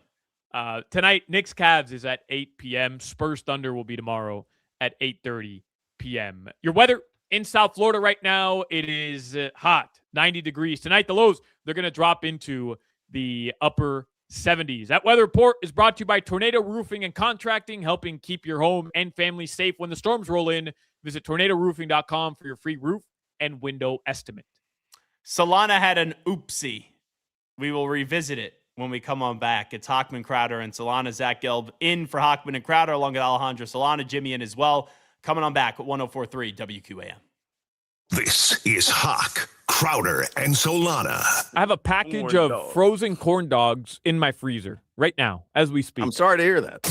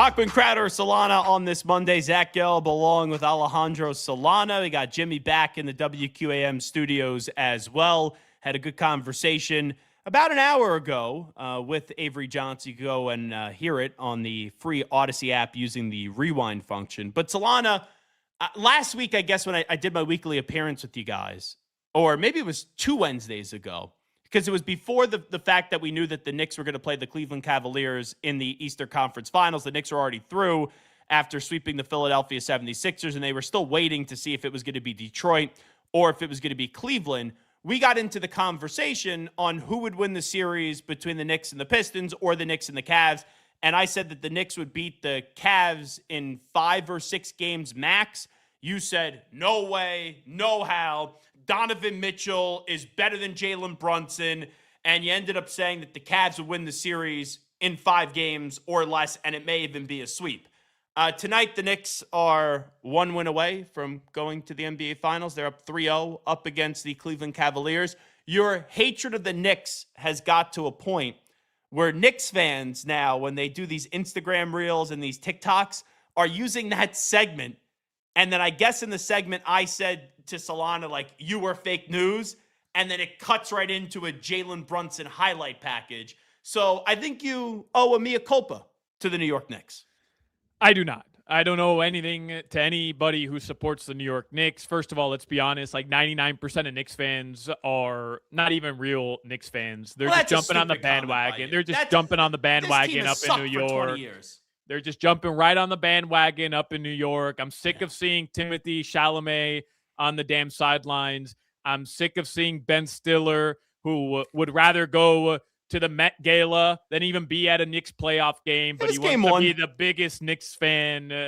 Miss me with all that nonsense. Gala, no, too. I mean, this has everything to do with the Cleveland Cavaliers. Once again, just stinking up the joint and being the chokers that they naturally are. Has nothing to do with Mikal Bridges or Karl Anthony Towns or Jalen Brunson or OG Anunoby. No, none of those guys. No, not really. No, I mean, this has everything to do with the. No, I mean, they're good, Gelb. How do you work on the Heat Audio Network and you can't even give one other team in the NBA a compliment? Len Weiner. We may have to have some conversations about Solana, okay? I genuinely was convinced. Being honest, I was convinced, and I was hopeful. But I genuinely thought the Cavs matched up well with the Knicks. I thought they were going to be able to really keep Brunson from getting into the painted area just with the size. Evan Mobley being able to switch off of Mikal Bridges, off of Karl Anthony Towns. I thought Jared Allen was going to be huge in this series. And it's not even like he's played terribly, but yeah, man, the Knicks starting 5, who I've questioned time and time again, have been unbelievable. Like OG Anunoby deserves so much credit. Jalen Brunson is playing like the best player in the Eastern Conference. I want to hate on the Knicks, and I will, and I'll continue to root against them as hard as anybody, but your hatred is just with their fans. Like, this is a likable team when you look at Jalen Brunson, you look at Josh Hart, you look at OG Anunoby, Mitch Robinson. This is a likable team. You may not like their fans, but the team is very likable. I don't know. I don't know if I'd say it's a likable team. Well, what do you not like about them? From the standpoint of they play in the Garden and they're the Knicks and they haven't won anything since 1973. So your issue is more with the fans and the brand. It's not the players, though. The players here are very enjoyable. Are they? I mean, yeah, it's on a lot of Heat culture on this Knicks team, if I'm being honest with you. Yeah, I mean, Josh Hart has that edge to him that every team would love to have him. Brunson's a perfect Heat player. He's good, right? And he carries a team. He carries a team, Jalen Brunson. What he did in game 2, game 1, it was unbelievable. It was, but we're going to sit here and pretend like the Cleveland Cavaliers didn't just soil themselves in the final 7 minutes of that game and in overtime. Like, to me, that had more to do with the Cavs not being able to close out a game. You were the same dope where last year you were LOL Knicks when the Knicks blew that 10-point lead with 50 seconds to go. And let's call out the hypocrisies here, my friend. Yeah, no, I mean, I'm not denying that I'm a hypocrite when it comes to New York Knicks. I don't want the Knicks to win an NBA title. I will be sick to my stomach for months if the Knicks win an NBA title. I am a proud Knicks hater. I will never waver off of that. I'm not lying about who I am. I am a Miami Heat fan who is almost happier when Play the Knicks Peppers. lose than when the Miami Heat win. I want nothing to do with the Knicks in the NBA Finals. But yes, I can look at it rationally as an NBA fan, as a basketball fan, and say, A, I was wrong. B, I was burned by the Cavs last year. I shouldn't have put all my You were chips trusting James Harden. into the Cleveland Cavaliers. C, I never should have trusted that bum, James Harden. And the idea that anybody would compare James Harden to Dwayne Wade, those people are morons. And D, yeah, the Knicks have proven me very wrong this series, and they do deserve credit because you are right about Jalen Brunson. Dude's carrying this team. He is. I don't get how anyone with a straight face could say that James Harden's better than Dwayne Wade. Like, James Harden is a great regular season player, but you got to do something in the postseason. Where Dwayne Wade, I know he won the 2 championships, obviously, with LeBron and Bosh. But before that, that championship that he won in 2006 was great when we just had Avery Johnson on. It wasn't good for him, but they were up 2-0 or on that verge, taking a 3-0 lead, and then they choked it up down the stretch. You know, Solana would just say, "Oh, it's on those bums, the Mavericks," by using your logic. But man, I don't understand how anyone can make the argument that James Harden is better than Dwayne Wade. It's ridiculous. And the best part is, like, this comes up every single year. And, you know, people always say, well, James Harden shoots threes, and Wade and Harden have the exact same 3-point shooting percentage in the playoffs, which is just perfect. It's chef's kiss. But what stood out to me the most, Gelb, about the Knicks is that Karl Anthony Towns during these 3 games hasn't been the guy that needs to go for 30 and hasn't been the guy that needs to take 18, 20 shots in a game. Like, he's playing efficient basketball. He's only scoring, I think he had 18 in game 2. And you know where that changed? It changed when they were down 2-1 in the opening round, and everyone's ready to slam the Knicks. And he went to Mike Brown, and he said, I got to play the game this way. So I give Cat credit for that. He only took 9 shots in game 3. I think he had 13 or 14 points. And it's been Anunoby and it's been Mikal Bridges stepping up. I hate to admit it, but that starting 5, it's versatile. Leon Rose, baby. And when they're knocking in their shots and getting to the free throw line, yeah, they're good. He's got to be the most underappreciated executive in sports right now, Leon Rose. He walked into that building. That team was dog crap. He brings in Jalen Brunson. Everyone crushed him. He made the trade for Cat. People didn't like it. He made the trade for OG Anunoby. People didn't like it. People thought he got ripped off from Mikal Bridges. People thought he was crazy for getting rid of Tom Thibodeau. And then he brings in Mike Brown, and Mike Brown has the New York Knicks 1 win away from the NBA Finals. I don't understand what else it's going to take for Leon Rose to get some damn credit. Guys at Springsteen, he's still dominating with the Knicks. He's constructing a team that's going to be in the NBA Finals, and he's keeping James Dolan's hands out of the cookie jar. Put some damn respect on Leon Rose's name, for crying out loud. Yeah, I mean, first of all, it's one Eastern Conference Finals and maybe the weakest Eastern Conference we've seen in years. I mean, but let's can't slam it if you're going to celebrate the brakes. Jimmy Butler stuff. You can't be crushing the Knicks for getting there. Jimmy Butler, hold on a second, Gelb. Of course I can. Jimmy Butler and the Miami Heat went through the Milwaukee Bucks. They beat the New York Knicks. Got hurt what? He missed 1 game. I'm just saying, he got hurt. They beat him in 5. They beat him in 5. And then went through the Boston Celtics a year after the Boston Celtics had beaten them in 7. Like, the Heat, multiple years, in 3 out of 5 years, went to the Eastern Conference Finals. 2 out of those 5 years won the Eastern Conference. Like, they proved that they were a quality team in the Eastern Conference, despite maybe not being the best regular season team.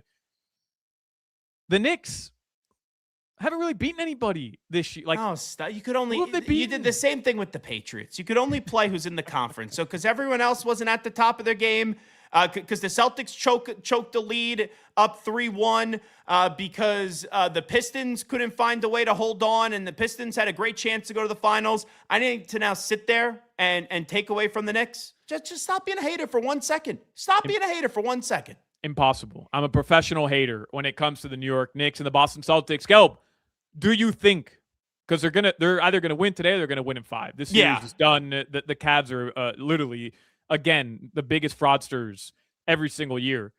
Do you think the Knicks have enough to beat whoever comes out of the West? That really is the big question. Yeah, I do. I think they could get to 7 games. If the Pacers last year went as far as they did in the NBA Finals up against OKC, I think that this version of the Knicks this year is better than what the Pacers were last year. So I believe a lot of people went into this NBA postseason and said, yeah, Knicks can get to the finals, but they can't win it all.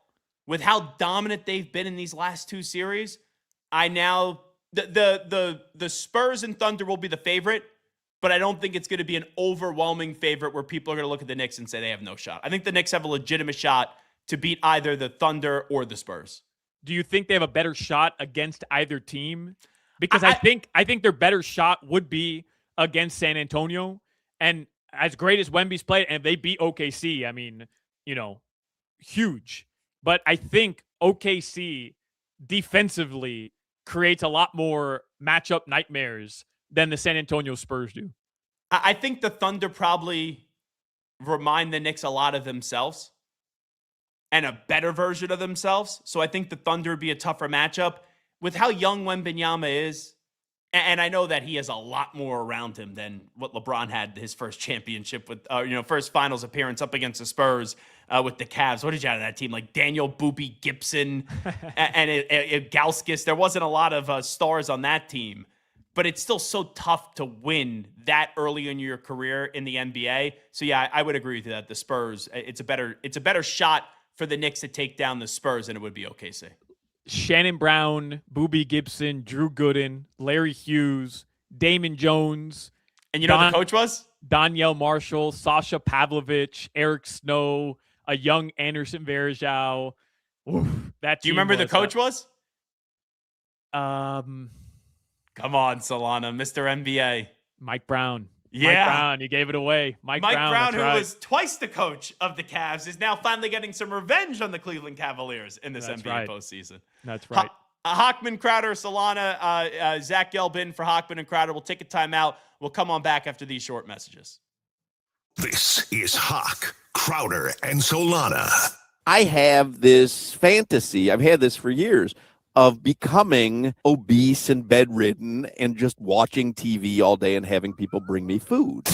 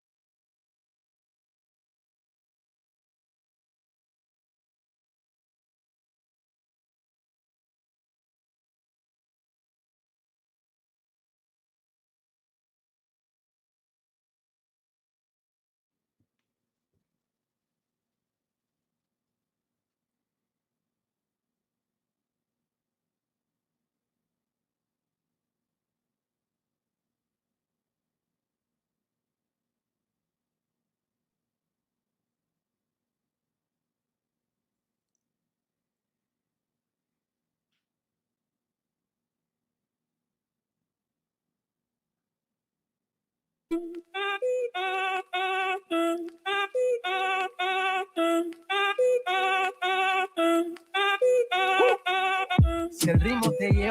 Crowder, Solana, Zach Gelb, Alejandro Solana here with you on this Memorial Day. You could always follow Alejandro Solana on the good old cesspool of Twitter and Instagram, where we're both straight flexing at Alex M. Solana. And you can get me at Zach Gelb. That's ZACHGELB. By the way, I just went down the rabbit hole during the break of perusing your Instagram. And I have two questions. Yeah. One, what is your middle name? It begins with an M, right? It does, yes. My middle name is Martin. Alejandro Martin Solana. Yes. If I gave you my middle name begins with an L, do you think you'd be able to get my middle name? An L. Zach. Is your full name Zachary or are you Zach? Yeah, technically it's Zachary. No one calls me Zachary. Zachary. Ooh. Zachary Lionel Gelb. No. Zachary Lionel Gelb. I don't think I can pull off a Lionel if I'm just being honest. I'm not the greatest musician in the world. You want to take another guess? Then you're running out of L's after this. I am, yeah. I'm pretty much running out of L's. It's biblical. Zachary. It's biblical. Oh, man. Gelb. There's a hint. I know Well, we're two proud Jews, so. Yeah, you're going to have to do better than that. Zachary. I'm out of L's. I can't even think of another name that starts with an L. Larry. It's like the Knicks just handing the Cavs L's, and the Knicks just handing Solana L's left and right. You get an L, you get an L, you get an L. It's actually Lazarus. It's my mom's maiden name. So Lazarus. My mom's maiden name was Lazarus. They wanted to keep that in the family, so they named me Zachary Lazarus Gelb. All right, that's actually pretty badass. No, it's a good middle name. Like, I'm very happy with my middle name. That's a better radio name than Zach Gelb. You should have been Lazarus. No, you should have been Lazarus. Lazarus. Lazarus Gelb. So I was on your Instagram page, Alex M. Solana. We'll get to some Giannis stuff in just a second, as there's stuff that's been out there in the last 15 minutes or so that just keeps on amplifying from what we led the show with. So last year around this time, like a month off, you didn't know at the time that a month later you would be voted as the best sports radio personality in Miami by the Miami New Times. Right. We're closing in, I'm assuming, on them releasing this again. If it was last year on June 25th, now it's being May 25th, a month away. Do you think you're going to go back to back? You go a little LeBron with the Heat? I think I deserve to go back to back, if we're being 100% honest. I think I've got a little SGA in me, a little back to back title. But, you know, if they want to maybe go back to Tobin, I could see that happening. Tobin, that's my guy. Anybody but Hawker Crowder, because, Because then it takes away from you. It shows that you really carry this show. It does, yeah. Anybody but Hawker Crowder. I'm trying to think about it. If they give it to Joe, it's like a player later on in their career winning another MVP. Right. And you never know how committees go that way. Like, it's still wild to me that it's been so many years since LeBron last won his MVP, and he only has 4 in his career. Crazy. If you give it to Tobin or Leroy, I think both would be deserving, right? Both do a kick-ass job in the middays. Afternoons, Crowder's always the easy one because you'll get the most fanfare with his background and the multiple opportunities that he has. Hawk, probably the best radio personality in town. Like, who else could get it? Where do you go? Andy Slater with all those random reportings and all those breaking news police blotters and all those things? The Slater scoop does a good job. Undeniably the GOAT, man. I love Andy Slater. It could go Andy Slater. But there's really Anyone on no the other Heat Radio Network. Could it be Jason Jackson? It could, Jax. But the thing with that is Jax is known more, and I think there's another category for like broadcaster, like radio broadcaster. Jax is deserving like for play-by-play, you mean? Right, yeah, like play-by-play broadcaster. I would vote if there was a vote. I don't think there are votes to this, but I would vote for Tommy Tighe, who I do the radio broadcast with for the Miami Heat Radio Good Network. Teammate, that Solana. Yeah, I would definitely vote for Tommy, who's well-deserving of every award that comes his way. But Dan Day could get it. You want to know why Dan Day could get it? No Because- other radio host this year was at Funky Buddha doing trivia where there was an engagement. That's right. No one saw a proposal while doing their stuff. That's right. 100%. Dan Day could get it. Dan Day works 28 hours a day. So Dan Day certainly deserving. But, There's a Gelb, missing name here. You are missing a name. I'm trying to think of it. No, this is an egregious miss. If I was doing the voting, knowing what this person has to put up with, I would give him the award every year and wouldn't even think twice about it. Who, Jimmy? 1,000%. Jimmy Menthols, baby. Jimmy. Hell yeah. Jimmy's got to deal with you three knuckleheads each and every day. He's got to deal with when Solana hosts, he shows up 5 minutes before the show starts. Crowder's always 5 minutes late whenever the show does start. And Hawk has his own issues that Jimmy's got to deal with. Because Hawk's more interested in what avocado toast that he could have and put on Instagram. I think Jimmy would actually be the most deserving. If the criteria for the award was falling asleep during shows, then Jimmy takes that award every I single do not year, fall back to asleep back. during the show.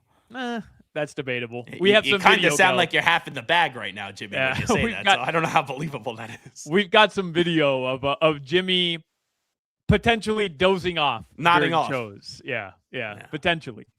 Mike Francesa once fell asleep on the air doing a show, and he ended up having a very successful career. So Jimmy's just trying to channel his Francesa. Okay, There you go. back after this. There you go, Jimmy. There you go. A lot going on, by the way, in the rumor mill world.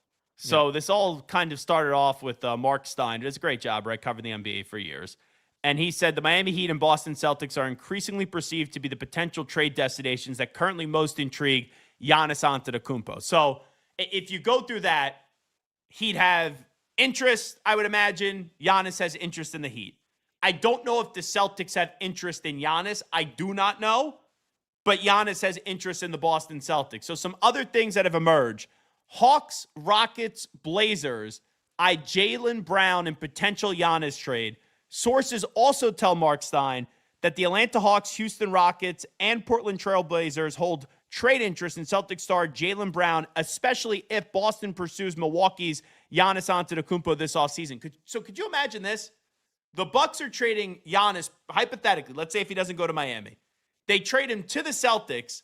The Celtics then trade Jaylen Brown to maybe it's a 3-team deal to the Rockets, the Hawks, or the Blazers. And then more picks go to Milwaukee. How bad of a look is that for Jaylen Brown? Yeah, he'd get to be a number one wherever he goes. But the Milwaukee Bucks would be trading Giannis Antetokounmpo, and there's a chance they didn't even want you. They'd rather just get the future picks, and who even knows if that pans out. Yes, it worked for the Thunder. It has worked for other teams like San Antonio. But look at the Philadelphia 76ers. They tried this tanking nonsense, and it didn't work for them. It didn't. No, I mean, literally never been out of the second round with Joel Embiid. Haven't been out of the second round since Allen Iverson took them to the finals in 2001, which is just crazy, right? To think about that. Yeah, I mean, there's no guarantee. That's why, Gelb, it's so funny to me when I see Heat fans, just to bring it locally here, say the only path forward in the NBA now, the only one is to tank. The Heat need a tank. They've got to be bad for 5-6 seasons. Just load up on draft picks, tank, and go get your superstar through the draft. And yes, there are examples of that. Victor Wembanyama and the San Antonio Spurs is probably the most evident one. And there's a couple other examples. OKC. Yeah, but OKC traded for Shai Gilgeous-Alexander. People forget about that. They traded for him. Yes, they built the team very well. And yes, they're positioned to have still a boatload of draft picks, and they can still picks remain that young. give birth to picks, yeah. I mean, it's stupid what they've been able to do. So yes, they're an example of it, but there's no guarantee either. Look at the Utah Jazz. Yeah. Look at the Philadelphia 76ers. Even the Atlanta Hawks. They're good right now. Don't get me wrong. But are they championship good? No. And when they got the number 1 overall pick that year, they had to take Zachary Reese-Shea, who, by the way, nobody was upset that they took Reese-Shea. He was kind of the guy everybody expected to go number 1. It just happened to be a bad draft that year. So you just don't know. Part of it is luck. The Spurs lucked out that they got the top pick, and that year happened to be a generational player.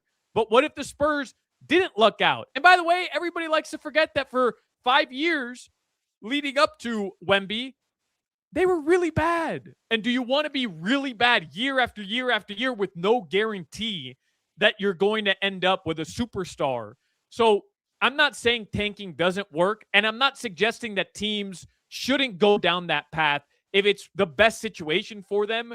I'm just tired of hearing fans say there's no way to build a roster and a title contender other than tanking, because it's just flat out not true. The Knicks did it. The Knicks never tanked. They were bad, but they weren't purposely tanking. They made a smart trade with Jalen Brunson. And to your point, Leon Rose deserves credit. They made smart trades after that. None of the players in their starting five were drafted. Bingo. Not a single one. Like, the longest tenured Nick is Mitchell Robinson. But you look at Jalen Brunson was a free agent signing. You look at Josh Hart, acquired via trade. OG Anunoby, acquired via trade. Mikal Bridges, acquired via trade. It is a masterful way to build a team, and it's even more impressive. See, when you win a championship, you win a championship. And don't get me wrong, if you got 3 stars, no one's taken away from you on that. Like, the Heat know that better than anybody. But you look at the teams that win, like when Dallas beat Miami that second go around, and if the Knicks go on to win a championship, even when the Nuggets or the Bucks win a championship, and yes, Nikola Jokic is now the best player in the league. I know some people will still say it's, maybe it's Victor Wembanyama already. I still got to go Joker. Or you go at the Bucks when they won a championship with Giannis. It wasn't as if those rosters were the greatest rosters in the world. And the East, it's going to be open for the foreseeable future. Like, even when the Knicks get to the NBA Finals, you got to get back on the horse the next year and do it again. Like, the Pistons and the Magic, we'll see if they're going to be able to get over the hump. The Cavs, I think this is kind of the end of their road. Sure, Boston's getting Tatum back. We don't know where that relationship is with him and Brown, though, and Tatum did return, but he wasn't 100% healthy. The Pacers will be back in the mix because you got Halliburton coming back for the injury. The Eastern Conference right now is the AFC in football, where the Patriots randomly got to the Super Bowl. This year, I don't have a damn clue who could get to the Super Bowl out of the AFC. That's going to be fun. Like, I'm looking forward to the NFL this year because you really don't know, can Mahomes come back? And after the injury, like, how that's all going to play out. But it's what frustrates me, where, like, people think there's just one path, right? There's only one path to go do something. And yes, the NBA has changed. Yes, talent acquisition is no longer just wait for players to get into the open market and get them in free agency. And that's why the Heat are struggling right now, because it's a totally different type of system to build your roster. But, Gelb, if the Heat are able to get Giannis Antetokounmpo, which, by the way, like, back to that Stein report, I think it's going to end up being where Giannis wants to go. Like, I really do think part of it, because you mentioned the Hawks, you mentioned the Portland Trailblazers. Like, there's teams that have more draft capital than others. There's teams that probably... But Giannis isn't going to want to go to those teams. If that's the case, just stay in Milwaukee. Right. He's not going to want to go, even though Portland would be effing hilarious. After everything, it would be funny. With Dame. Yeah. I just think part of it is going to be where he wants to end up going. But there's not a single path. And if the Heat end up getting Giannis, they're right back in the conversation in the Eastern Conference. I'm not saying they're the best team in the East. I'm not saying they're going to go win the East next year and they're going to go win a title, but they're back in the conversation. And to me, that's where you want to be.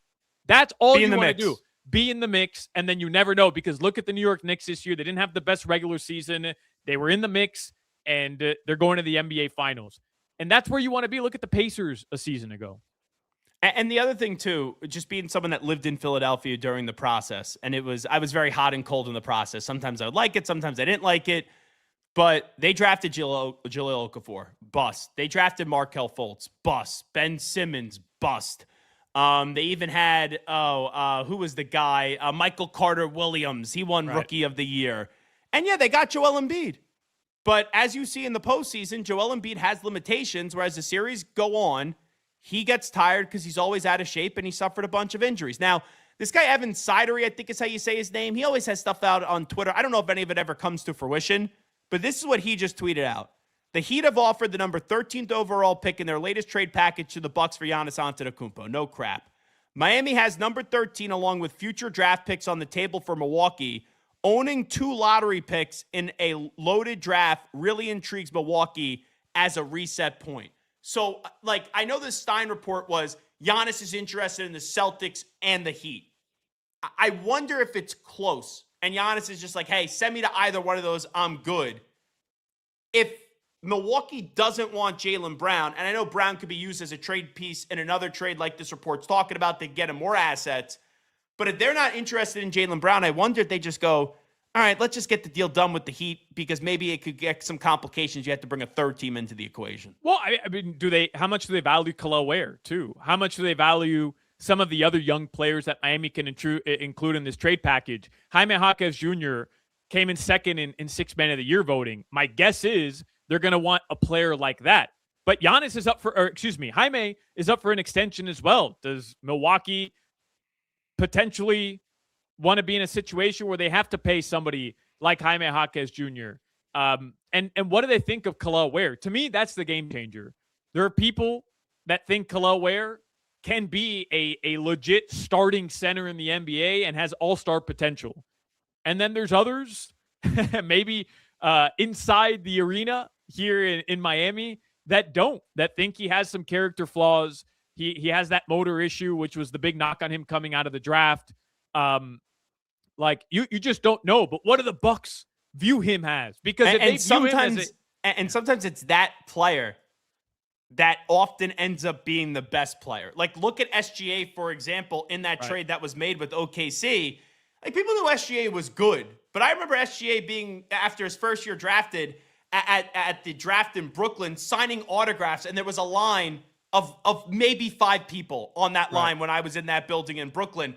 It's sometimes the guy that gets thrown into the trade or is the potential type of player that ends up 3-4 years down the road being the best guy in the deal. But do you think the Bucks, because as I'm working this out, yes, in theory it sounds great. Giannis will not get to hand select where he wants to go, but will have a say in maybe in the destination he ends up in. Do you think the Bucks owe that to him? No. So the NBA operates differently, and sports now operates differently the way that I would run it, where people will go, oh, they owe a player this. He doesn't want to be there anymore. And he also cares. It's weird because this happens in the NBA and not other sports. He cares about his image on how he departs. That's why he's not already departed. And we talked about this when I was in studio with you guys that day. And it was a rare time Solana and I were in agreement and we were fighting with Hawk and Crowder.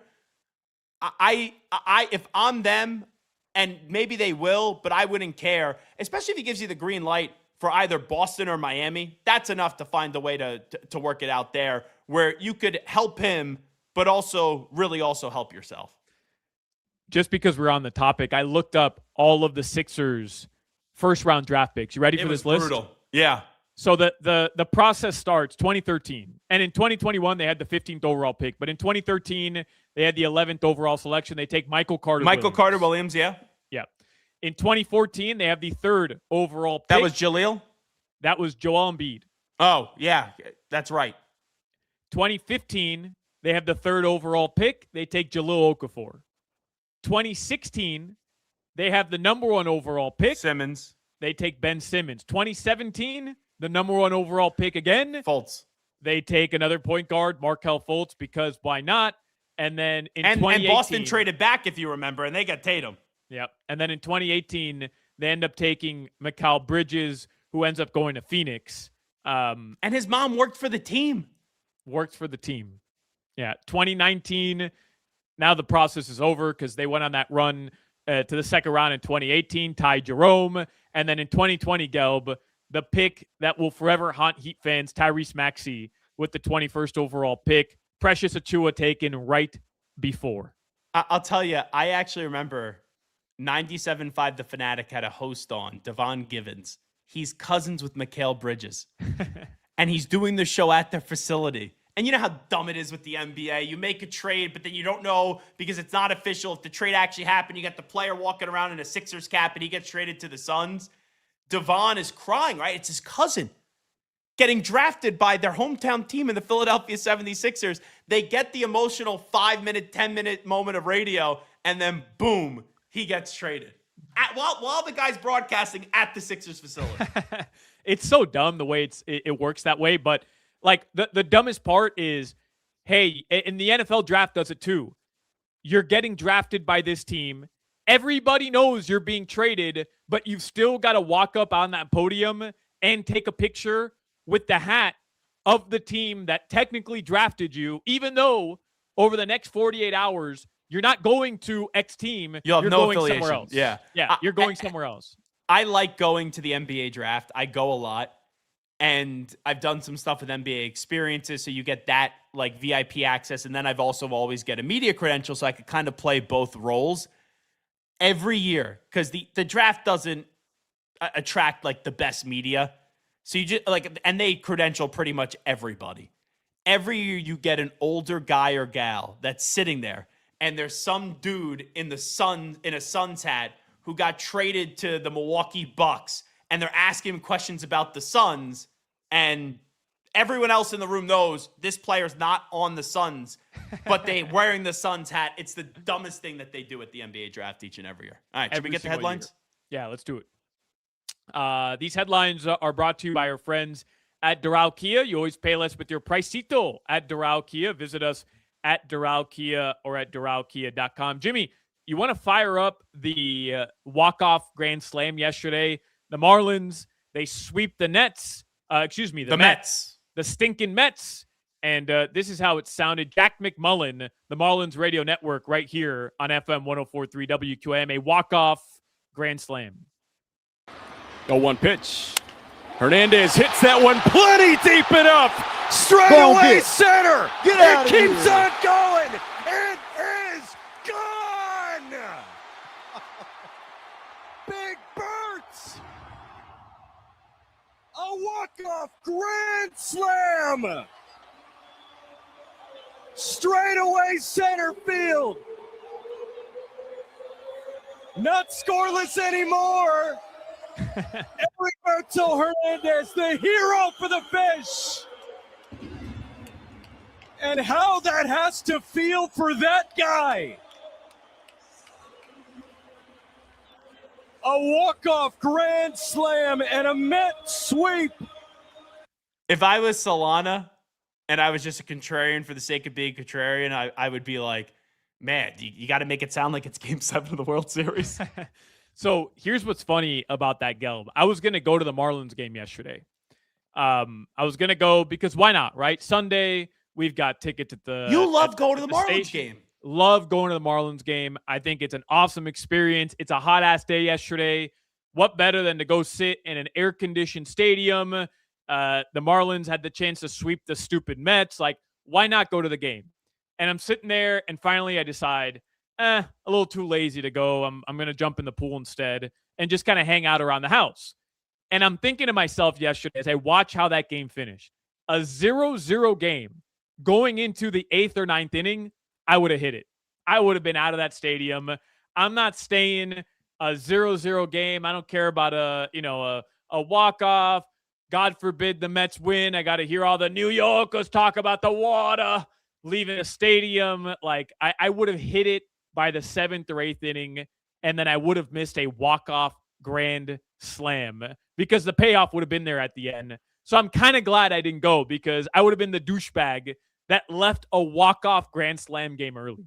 So Jimmy is the most hardcore sports fan on this show. For sure. Jimmy watches, like, it'll be the middle of the show, and there's a 1 p.m. Brewers versus Pirates game going on, and Jimmy's got it on his iPhone because why not? And Jimmy is kind of like that chick that goes to your high school on social media. Whenever something big happens with the sports team, immediately with the Instagram post. For sure. It happens 100%. all the time.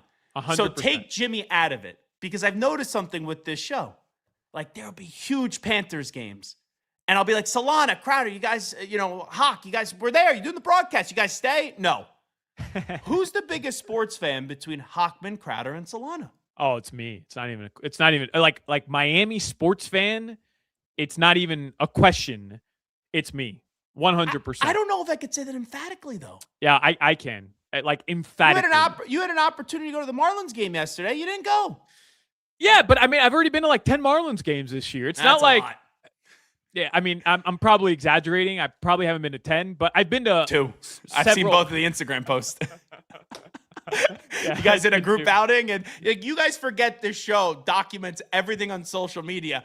And I am friends with you, with Hawk, with Crowder, so I see all the stuff you guys post. I've been to like 4 games this year. I've been to 4 games already, but I go to everything. I'm at Canes games. I used to go to every Dolphins game. I don't because I work the pregame show now, but I traveled with the team. I didn't miss a Dolphins game for like 7 years straight because I was a season ticket holder before. I was a Hurricanes football season ticket holder. I go to Canes baseball games. I'm at every Heat game. You know that before. All right, Jimmy, because he's gonna just make his case. So you're number 1 sports fan on this show. How do you rank Hawk, Crowder, Solana, biggest sports fans, 2, 3, and 4? I'm gonna say close. I'm gonna say Hawk first, Solana second, and Crowder last.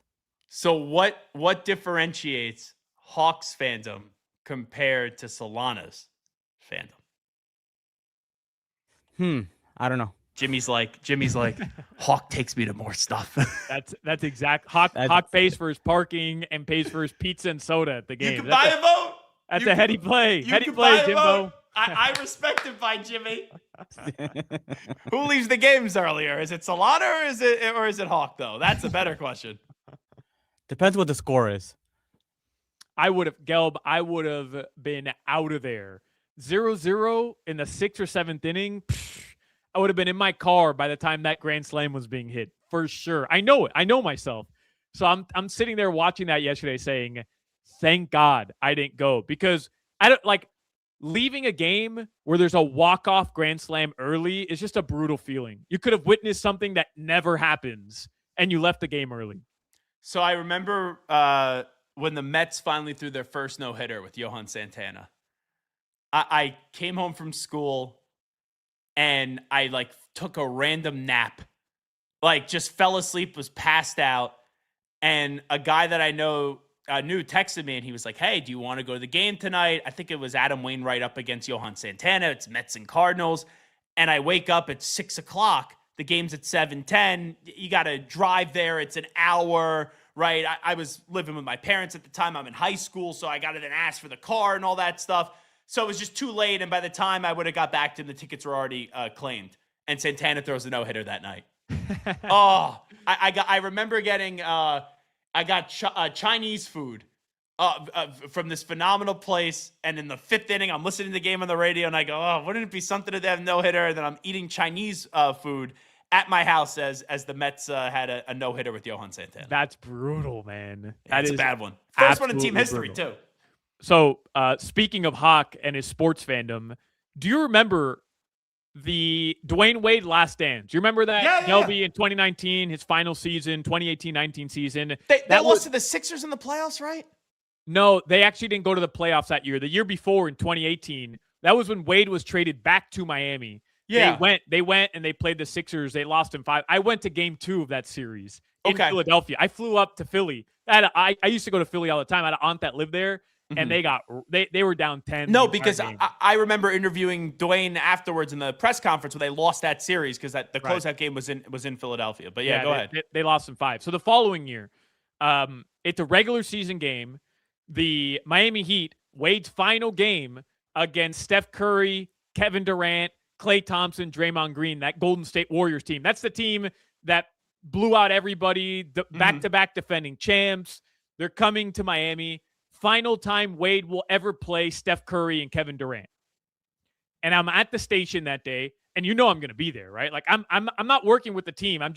I'm producing with Big O at the time at WQAM. And when my show's over, I'm talking to Hawk, and Hawk's like, hey, you're going to the Heat game, I'm sure, tonight to go watch Wade again. And I'm like, of course. He's like, yeah, I've got tickets, but I don't know. I'm not really interested in going. And I couldn't understand. Like, this is before I really knew Hawk. I couldn't understand. What do you mean? How are you not going to go watch Wade, his final game ever, against maybe the greatest team ever assembled?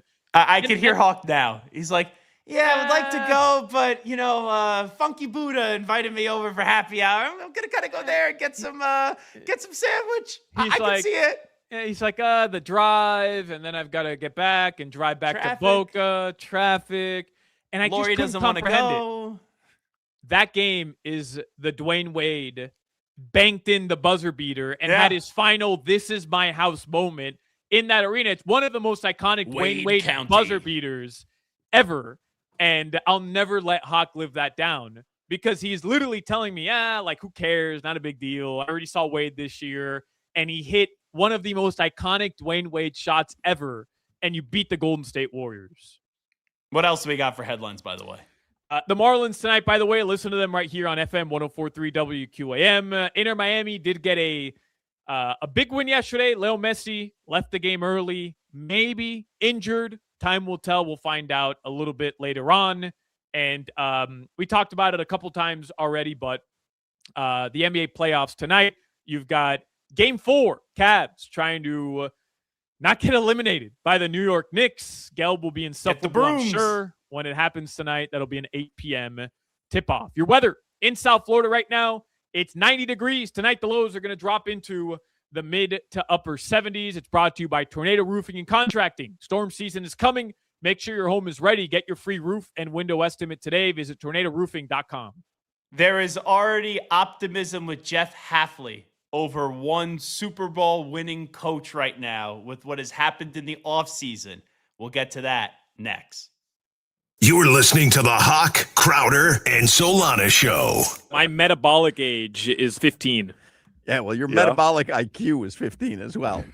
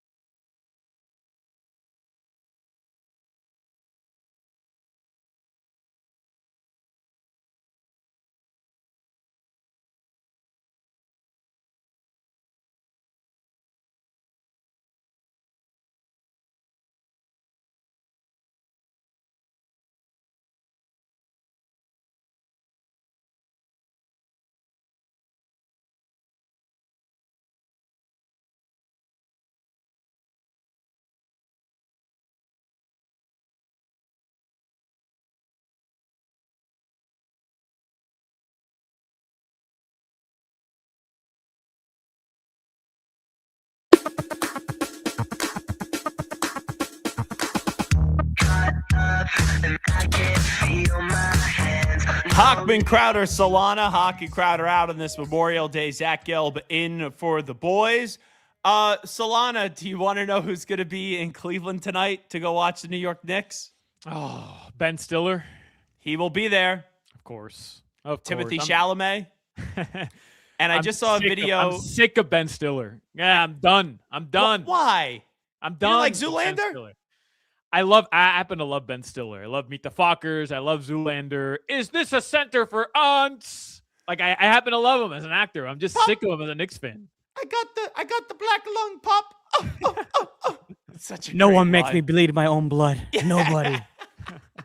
So you got Ben Stiller, you got Timothy Chalamet, and I just saw a video of Stephon Marbury on a flight to Cleveland leading a plane of Knicks fans saying, "Go New York, go New York, go," all throughout the plane. Yep, I saw that too. Yeah, Cavs fans selling those tickets real quick today.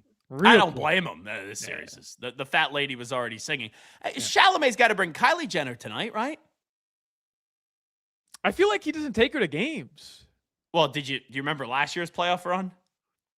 I don't. What happened at last She year's posted a photo of her suitcase, and in the suitcase you could see the Knicks lingerie that she had. So you would think with the chance to go to the NBA Finals, it's like if it's in New York, maybe she gets lost in the shuffle. But if it's in Cleveland and you already had Kelsey and Swift be there in the last game, I think she becomes a little VIP in Cleveland. And then all the players are embracing with Timothy Chalamet and Kylie Jenner. And it's like, okay, she gets a lot more shine there. It really is hard to hate on Timothy Chalamet. I mean, he's What got a winner. Kylie Jenner and Knicks lingerie. Man, that's effing cool, man. I will say, you sound very creepy, by the way, when you say that. That's fine with me, bro. It'd be like when we were growing up, people used to hate on Justin Bieber guys. And I'd be like, I'd love to be Justin Bieber. Oh, for sure. I mean, other than, all the weirdo stuff that happened to him growing up. But I'm talking about just the fact that he was a boy band singer. Yeah. It would be so cool to be a singer. And then every girl in America has a crush on you. 100%. I'm with you. Okay. I teased this earlier, and I know this always gets controversial, but I have to deliver on a tease. So last week, at the end of the week, Jackson Dart, I guess, introduced President Trump, who was in New York, to give a speech. Yeah. So that's always going to have controversy when it's public for Republicans and Democrat, and it's politics, right? It's always going to create an issue. The world we live in, 100%. But him just being there and introducing the president, people will then just be like, okay, I'm for it, I'm against it. Like, how do you support him? How don't you support him? And that would kind of be the end of the conversation. Well, Abdul Carter of the Giants, who did not have a good season last year in his rookie year, he saw the video of Dart introducing President Trump and wrote, "Thought this S was AI. What are we doing, man?" That tweet, by the way, Solana, which was published 2 days ago on May 23rd, has 53 million views. Crazy. And it has turned into an S-storm here, and it has amplified even more of a conversation. And weren't the Giants getting John Harbaugh right? The adult in the room. It's been a positive offseason with the New York Giants. I know most people don't expect much out of Jeff Hafley. And right, who knows what Malik Willis is going to be? You draft Caden Proctor, Jacob Rodriguez. Right now, I'd much rather be Jeff Hafley than John Harbaugh, where you have to deal with that in your locker room, compared to Hafley just thinking, oh, yeah, my football team's not that great. I love that, like, hours after he tweeted that, he tweets out, "Me and JD6, Jackson Dart, are good. We spoke earlier as men. Y'all can keep y'all narratives." Yeah, it's a little too late, my friend. It's a little bit too late to try to douse the flames. Like, they're there. The flames are there. And don't get me wrong. Dart's allowed to go do that, and Abdul's allowed to have his response. Right. But when you're a professional athlete, you have an opportunity to introduce the President of the United States. You have a chance to go visit the White House if you win a championship. I don't care who's in office. Personally, I would go, but I also understand if you don't want to go. But Abdul Carter, right? There was like a fire he just dumped gasoline on it because it just becomes. I was watching this over the weekend and I go, I can't believe he tweeted it. And also, how dumb can you be to tweet that? And then people will be like, well, if Dart could go, why can't Carter say what he wants to? He's allowed to say it, but you knew that you were going to make that situation worse. Oh, he knew. He knew 100%. But maybe he didn't understand, like, the scope of it. By the way, he should say whatever he wants. Like, I have no problem with him tweeting whatever the hell he wants to tweet. But he maybe didn't understand the scope of the bleep storm he had gotten himself into by tweeting that, because it's one thing to see it online, you know, the one side fighting with the other side. It's another thing to kind of like dip your toe in it and then be like, oh, never mind, everything's good over here. Like, no. You've put yourself into the ocean, buddy. Here come the wave. Here comes the tsunami of just, you know, this is how our country is now, you know?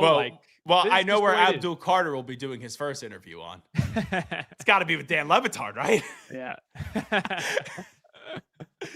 I'm just trying to make this as awkward as possible for Solana in this segment. This is not going away, though. Like this is going to be a topic for a long time, because the second there's any turmoil with that Giants team, like, this will resurface. The second Jackson Dart maybe yells at one of his teammates on the sideline, or one of his teammates yells at him on the sideline, this will resurface. Like, this is what happens. Could you imagine in the NFL news cycle? If, let's say, the Giants' first 4 games, the offense stinks, and Abdul Carter has like 7 sacks, and Abdul Carter's on the sideline yelling at Jackson Dart, let's go.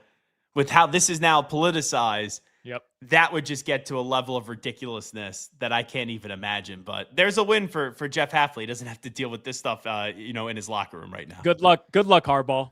Welcome to the New York Giants. But to my point, Abdul's allowed to tweet what he wants to tweet. But let's say if that was you, Solana. Let's say, like, if I was totally against the president and you're up there, you're introducing him. Just as a teammate, I wouldn't go to Twitter. And even if I was typing it out and go, should I send it? I go, well, it's going to be bashing my teammate.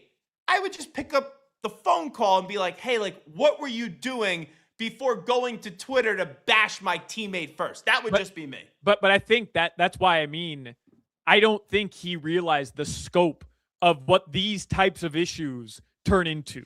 You know what I mean? Like, one thing is being a professional athlete, tweeting something controversial, maybe trolling some people about food or about another athlete, and then you've got a couple thousand people upset at you in the comments, and he laughs at that because he's 22. Maybe you don't get it. Maybe and if you're not, if you're not keeping up with current events, and let's face it, Gelb, like, the majority of young people get their news from like meme accounts nowadays. Like, they don't understand parody accounts. Scope. Yeah, like, they don't. And old people too.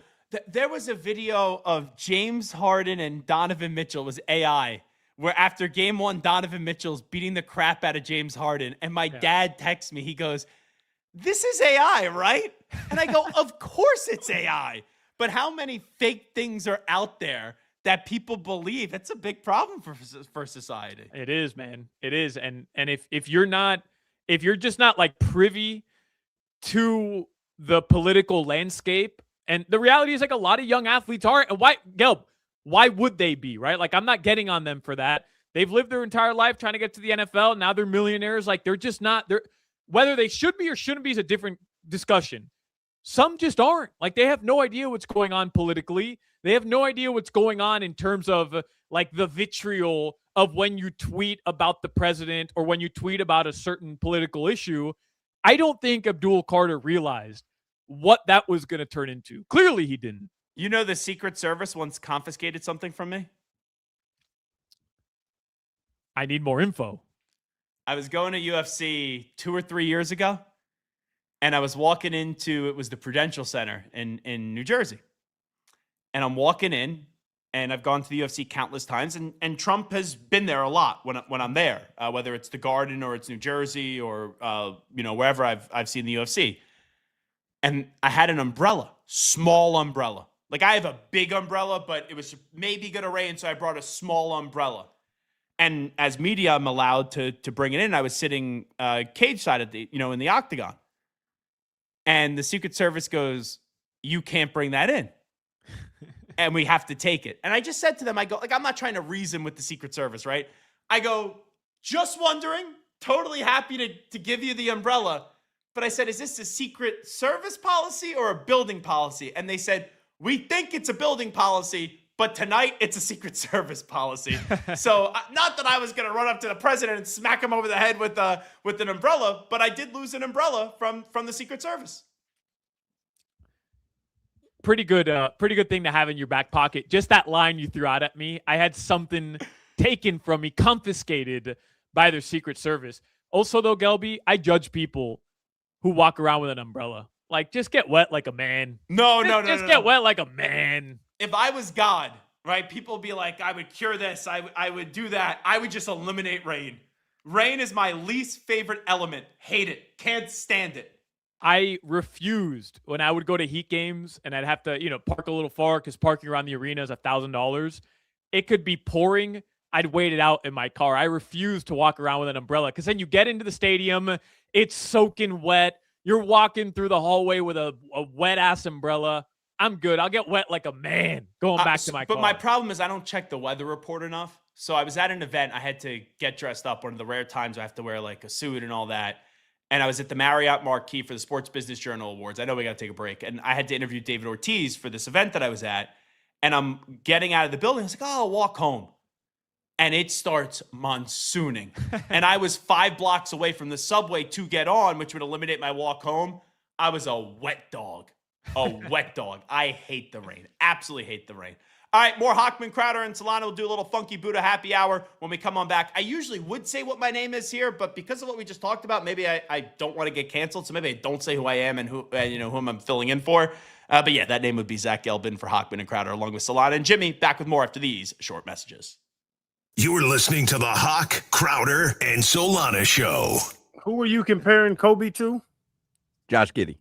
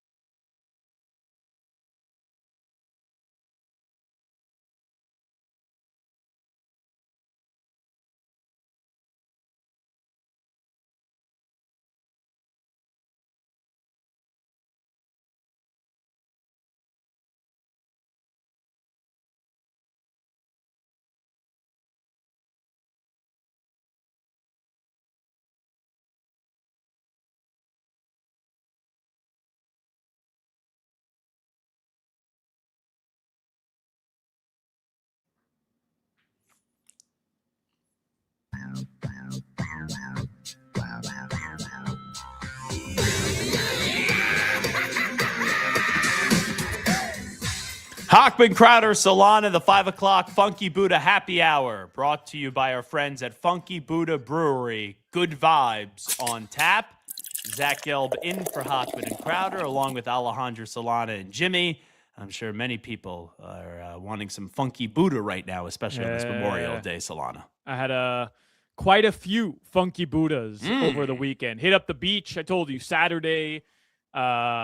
Went out there for a couple hours. I'm red like hell. I'm sunburned everywhere. And then did a little pool day yesterday, Gelby. So some Funky Buddhas were definitely a part of all that. I forgot to tell you this story, and I'm actually embarrassed that it took me until 8 minutes past 5 o'clock to bring it up on this show. So I had an early morning flight back from, I was in Oak Island. The airport's Wilmington. The flight took off this morning at 7:30. The flight is no more than 90 minutes. So as the plane is getting ready to land, there's a couple behind me. And there's 4 empty rows. My girlfriend and I, we booked this like last second. So we are the second to last row of people on this plane. And there's this couple behind us. And the boyfriend is saying to the girlfriend, or maybe they were married, like, you can't go to the bathroom now. Like they tell you as you're landing, like, no one can move, right? You're strapped in, all that stuff. Right. And then the plane lands, and I guess the wife or the girlfriend goes, it's an emergency. I need to go. And the guy's sitting there saying, you can't go to the bathroom and stand up until that light goes off and the plane parks and boom, you're good. So I'm hearing this couple just bicker, and the boyfriend's on the aisle, or the husband, whatever it is, and he goes, I'll let you go. But the minute I move to let you go, they're going to tell me to sit down.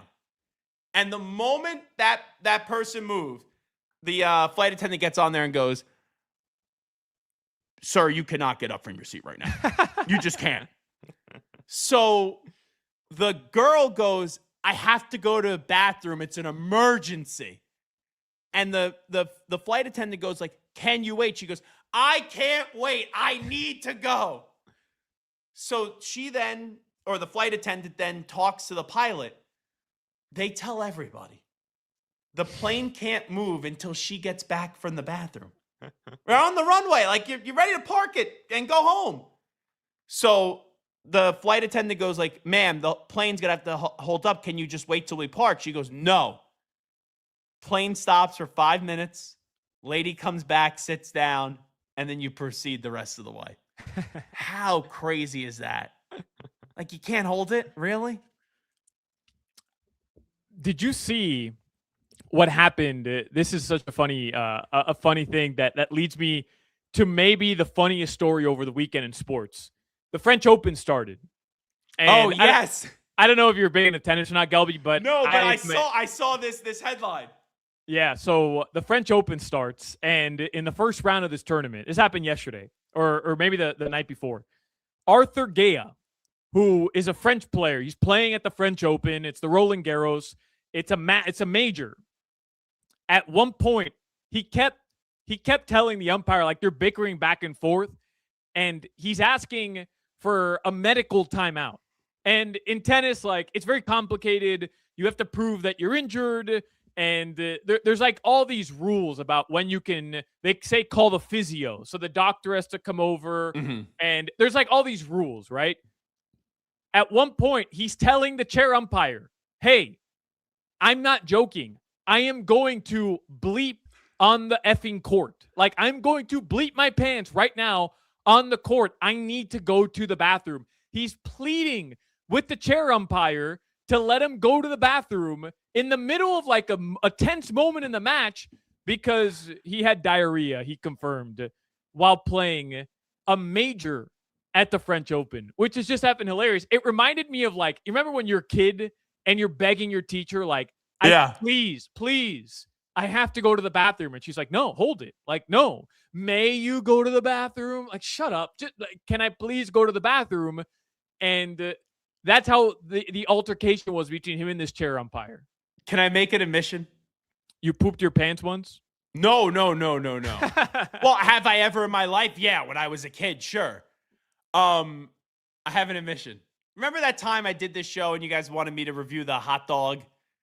And I said it Yes. was a dirty water dog off the streets, and I ended up going to a diner because I didn't want to eat the actual disgusting hot dog. Yeah, because you lied and you betrayed our trust, and and you're just a big phony. Yeah. I came clean like months and months later. I'm gonna come clean on this one. It wasn't another couple. It was me and my girlfriend. My girlfriend was the one that had to go. This is what I had to deal with today. And I told her I was going to, I said, can I tell this story on the air? Like, you won't get mad. She goes, absolutely. But I could not believe it. I was never more right in my life because I've seen people try to get up before, and you want to stand up when the fasten seatbelt sign is on, they'll yell at you. When the plane is going to the gate, they will not move the plane until everybody's seated. Which typically, by the way, I'm in favor of. Like these people that the plane lands and they get up to the gate and they're immediately they get up and they're just waiting. Just sit down. Like what? And then they're standing there for 20 minutes because there's no gate agent. But these people have to be up. They've got to stand up. They've got to get their carry-ons. They've got to be the first ones to get off the plane. Like, hey, there's a pretty clear process of how this works. The people in front of you get off the plane, then you go. That's the way it works. You're not beating anybody off the plane. Sit your ass down. I'll give my girlfriend credit. She was like on the pit crew at the Indianapolis 500. She was in and out. I was even impressed. I was like, good job there. I give you so much credit. That Jimmy, how adorable is this? Gelby tries to protect his girlfriend, like as it should be. By the way, doesn't want to embarrass. I wanted to see what the reaction was here before I said that it was my girlfriend. But doesn't want to embarrass her. Like wants to make sure his relationship stays intact. I'm a sweet guy, and that's the way it should be. Me telling that story. The story ends with my fiance crapping her pants all over the place, and I'm embarrassing her as much as possible because that's just the way I do things. Like I have no problem throwing anybody under the bus, let alone my fiance, if something embarrassing happens to her. Hey, bleep happens. Yeah. Good one, Jimmy. Before we get to headlines, I got a question for you, Solana. Yeah. If the Heat can't get Giannis, who would you rather have the most here? Ja, KD, Kawhi, Donovan Mitchell, or De'Aaron Fox? Donovan Mitchell for sure.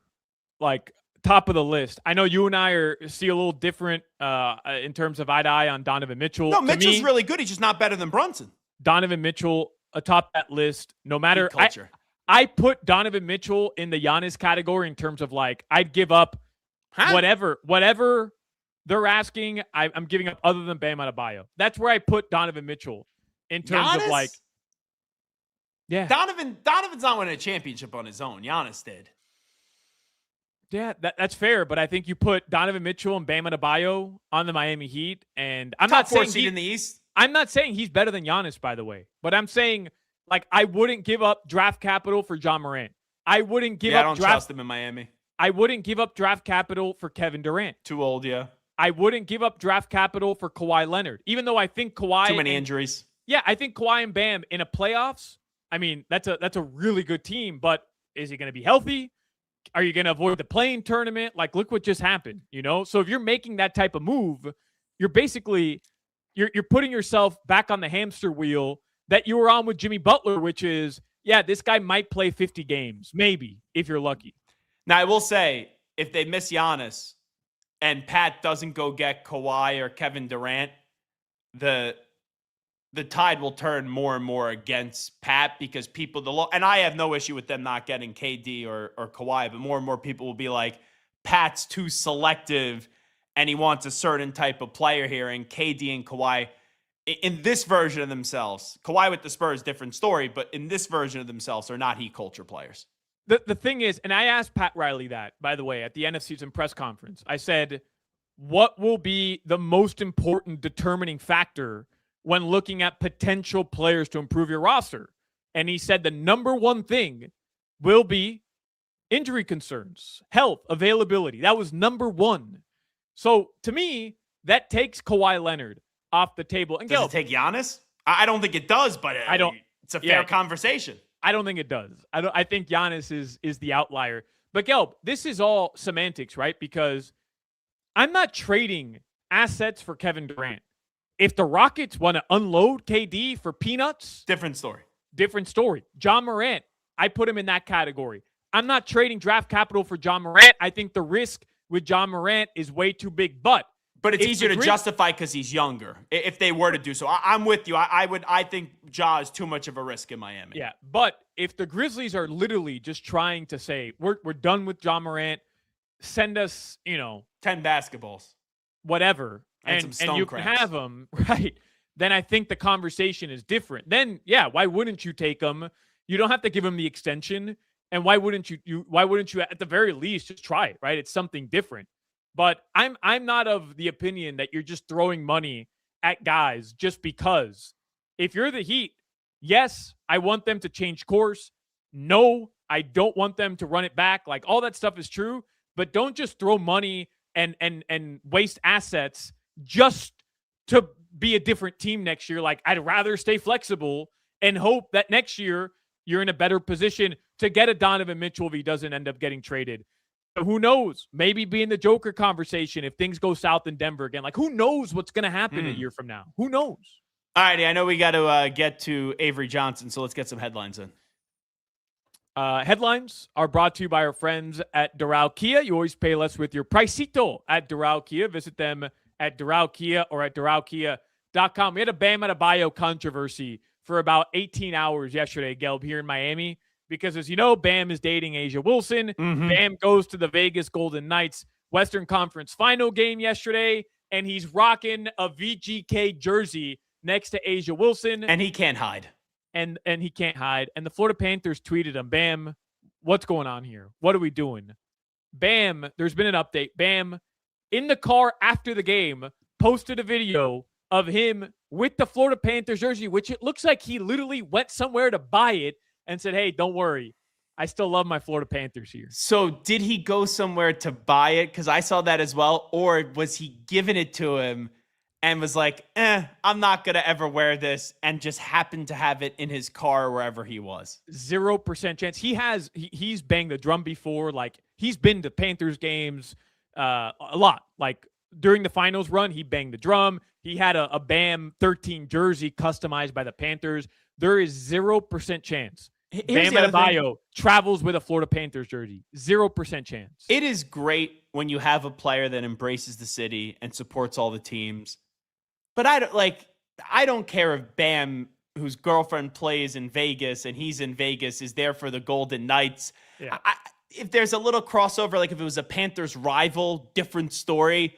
But these guys are allowed to have lives outside of the teams that they play for. Yeah, but wearing a VGK jersey, I don't know, man. He wasn't wearing like a Maple Leafs jersey or a Lightning jersey or a Rangers jersey. He was the Golden Knights. The Golden Knights beat the Florida Panthers in the Stanley Cup final, Gelb. Like, it's fresh. The wound is fresh. We won two since, but it's fresh. But I'm saying you guys won two since. It's not as if you never won one. Yeah, but they did beat us in the Stanley Cup final. And how about that? John Tortorella joins late season, and now he's 1 win away from going to the Cup final. Not a bad job. And he's saying Pat Riley in him. And he's saying F you to the media while doing it. Whoa, can you do that on this stream? Yeah, why not? You can do whatever we want. The birds? Yeah, right to you, Gelby. Right to you. Len Weiner's going to call you later. He's not going to be happy with that. That's not all right. Los Modelines. They play the Toronto Blue Jays tonight at 7:07 out here on the East Coast. They're on the road, obviously, in Toronto. Listen to Jack McMullen on the call. Steven Strom will get you started with Marlins on deck. Starting at 6:30 right here on FM 104.3 WQAM. Who was the broadcaster that wore the hat and the base and had the baseball that Hawk was loving last week? Steven Strom. Okay, gotcha. Just making sure, because he changed all the criteria for guests in the future. Now when I come on Wednesday with you guys, I got to have a prop or something like that. There is something cool about a prop. I also, Gelb, I've got all my Sharpies here because, as you know, Hawk has turned into Sharpie in the mouth guy when he's just talking on the radio. He has this thing where it's going to explode in his mouth one day. You know that, right? It wouldn't be the first time. He has this take. See, I put the ball in the tee there, and I was hoping Solana was just going to miss. Solana stepped up, and he said, no, I'm gonna hit that sucker off the tee. Going, guy. I couldn't resist. He has this take where any take sounds smarter or better when somebody just kind of has the Sharpie in the mouth. Yeah, so teething on that Sharpie. Yeah.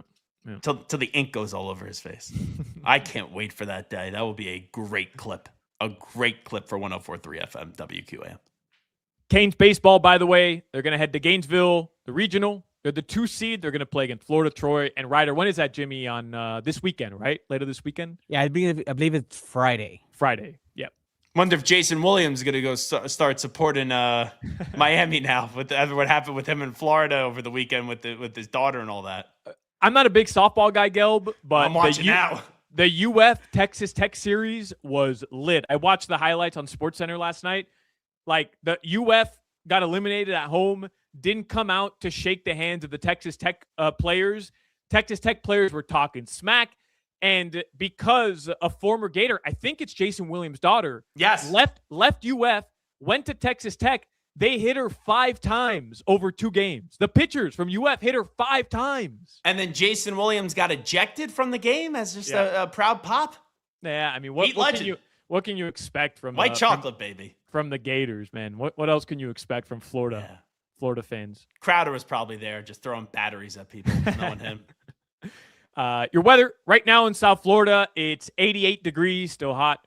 Tonight, the lows are going to drop into the upper 70s, brought to you by Tornado Roofing and Contracting, replacing roofs, roof repairs, maintenance, and hurricane impact windows and doors. Visit tornadoroofing.com. Are the Heat going to trade for Giannis Antetokounmpo? Avery Johnson tries to tell us next. You're listening to the Hawk, Crowder, and Solana Show. There's no crying in baseball.